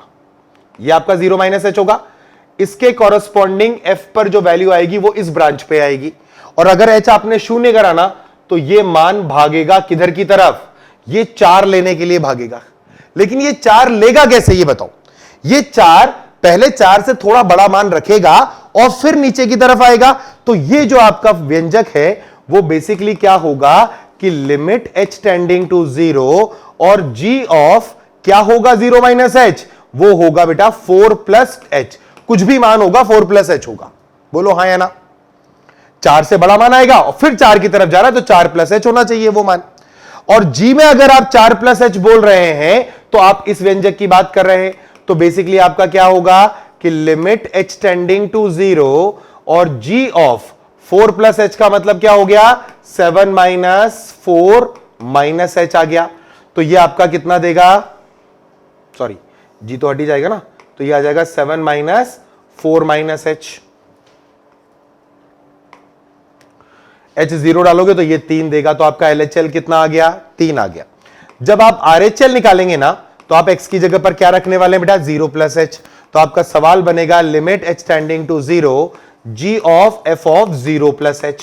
अब बताओ 0 प्लस h कहां, ये रहा 0 प्लस h, इस पर ब्रांच आ गया ये वाला, यहां से आपको जाना पड़ेगा इधर, क्योंकि आप इधर से रख रहे हो तो ऊपर 2 की तरफ जाओगे, लेकिन अब 2 को अप्रोच किधर से कर रहे हो, 2 को अप्रोच कर रहे हो नीचे से, नीचे से कर रहे हो, यानी ये जो आपका देगा लिमिट h टेंडिंग टू 0, वो कोई भी मान जो देगा इस वक्त वो आपको 2 माइनस h के रूप में देगा, यानी 2 से छोटा देगा। अब 2 माइनस h कहां पर है, इस एक्सप्रेशन में है, तो आपका सवाल बन गया limit h tending to 0 g of 2 minus h हो गया। अब 2 माइनस h क्या आएगा, 2 माइनस h माइनस 2 का होल स्क्वायर, 2 से 2 कैंसिल, इसका आंसर 0। तो LHL 3 आया, RHL 0, तो इसकी लिमिट एग्जिस्ट नहीं करती, डज नॉट एग्जिस्ट है। ठीक है, अब ये वाला जो सेक्शन है ये आप खुद से ट्राई करेंगे, मैं आपको डायरेक्टली आंसर जरूर बता देता हूं इसका, ताकि जब आप सॉल्व करें तो आपको ज्यादा दिक्कत ना हो। प्रोसीजर मैंने आपको क्लियर किया, लेकिन जैसे मैं 5 करूंगा तो देखो 5 माइनस h, 5 माइनस h मेरे पास यहां होगा, ठीक है ना, ये 5 माइनस h रहा होगा, इसके रेस्पेक्ट में यहां पॉइंट आएगा, यहां से ग्राफ इधर की तरफ जाएगा तो वो 2 को पकड़ेगा, लेकिन नीचे से, तो 2 माइनस h को जाएगा। 2 माइनस h को जब इसमें डालोगे ना तो आपको 0 मिलेगा, 2 माइनस h को डालोगे तो आपको 0 मिलेगा, तो आपका LHL 0 आएगा इसका। RHL जब निकालोगे ना तो आपको जाना पड़ेगा 5 प्लस h पर, 5 प्लस h पर आपको ऊपर जाना पड़ेगा, वहां से सरकोगे इधर तो ये आपका 3 पर आएगा, लेकिन वो 3 कैसा होगा, 3 प्लस h का होगा, तो 3 प्लस h इसमें आएगा तो वो बनेगा 7 माइनस 3 माइनस h, तो 4 माइनस h आएगा, तो इसकी जो आपकी लिमिट आएगी वो 4 आएगी बेटा, तो ये भी डज नॉट एग्जिस्ट ही होगा, लेकिन आप इसे पूरा सॉल्व करके देखेंगे। ठीक बात है, चलिए नेक्स्ट सवाल देखो, चिन्ह फलन जिसमें सिग्नम से निरूपित किया जाता है को, छोड़ दो इस बात को, ये सारी बातें भावनात्मक है, छोड़ देते हैं इसे। यहां क्या लिखा है, सिग्नम एक्स दे रखा है, सिग्नम एक्स हम जानते हैं यही सिग्नम एक्स होता है, परिभाषित किया जाता है, तो निम्न परिकलन कीजिए। अब निम्न का परिकलन करो भाई। पहला बोला उसने लिमिट एक्सटेंडिंग टू 0 प्लस, अच्छा तुम 0 प्लस का मतलब क्या समझे बेटा, आप समझे हो 0 प्लस h, यानी 0 से थोड़ा बड़ा मान, 0 से बड़ा मान क्या होगा, धनात्मक होगा, और सिग्नम जैसे ही धनात्मक देखेगा वो अप्रोच करेगा किसको, 1 को, यानी इसका आंसर डायरेक्टली क्या आया, 1 आया। अब कई बच्चे बोलते हैं कि सर 0 प्लस h के बाद वो जा तो 0 की तरफ रहा है ना, तो 0 की तरफ जा जरूर रहा है, 0 हुआ नहीं है, इसलिए आंसर 1 आया। ठीक है, लिमिट एक्सटेंडिंग टू 0 माइनस, इसका मतलब 0 से छोटा मान, तो 0 से छोटा मान देखते ही वो -1 दे देगा, आंसर ये लो -1 आ गया। क्या limit extending to 0 signum x exist करेगा, LHL आपका आ रहा है -1, RHL आ रहा है 1, तो आंसर आ गया डज नॉट एग्जिस्ट।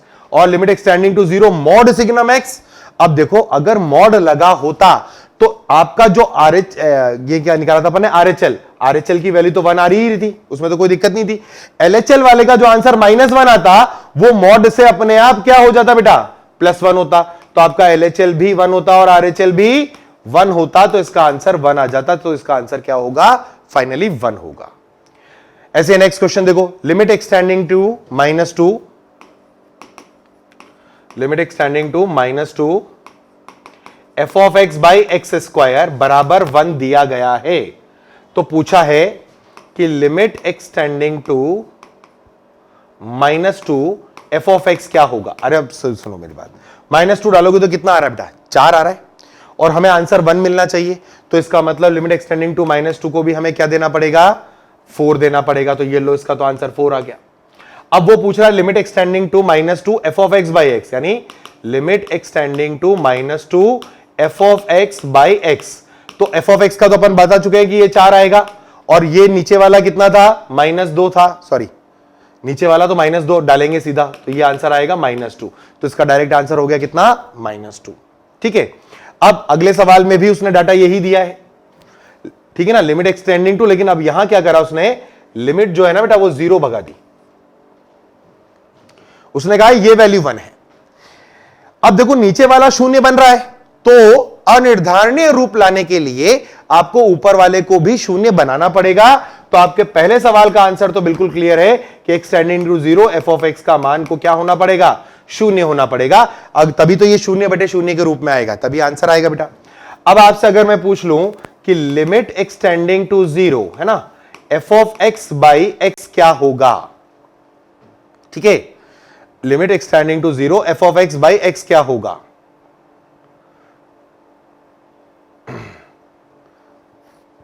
अच्छा, इसको अपन को 1 दिया गया ना, ठीक है, ठीक है, 1 दिया गया। अब इसको समझो कि limit x tending to 0 f of x तो 0 हो गया होगा, है ना। अब ये 1 कैसे बना होगा, 1 बनने के लिए एक ही कंडीशन है कि इस केस में आपके f ऑफ x को क्या बनना पड़ा होगा, x स्क्वायर बनना पड़ा होगा। भाई देखो, आपने कहा limit x tending to 0 f of x की वैल्यू तो 0 आएगी, तो क्लियर है, ताकि हम अनिर्धारणीय रूप में जा सके। पर ये 1 कैसे आएगा भाई, तभी तो आएगा जब ऊपर x स्क्वायर हो, तभी तो x स्क्वायर और x स्क्वायर कट के 1 बनेंगे, हाँ या ना। तो आपका f ऑफ x इस केस में क्या रहा, x स्क्वायर। अब उसने जब ये सवाल पूछा है तो इसका मतलब हुआ कि limit x tending to 0 x square बटे x का मान पूछा गया है, जो कि आंसर क्या देगा, 0। तो इसका आंसर क्या आ गया, 0 आ गया।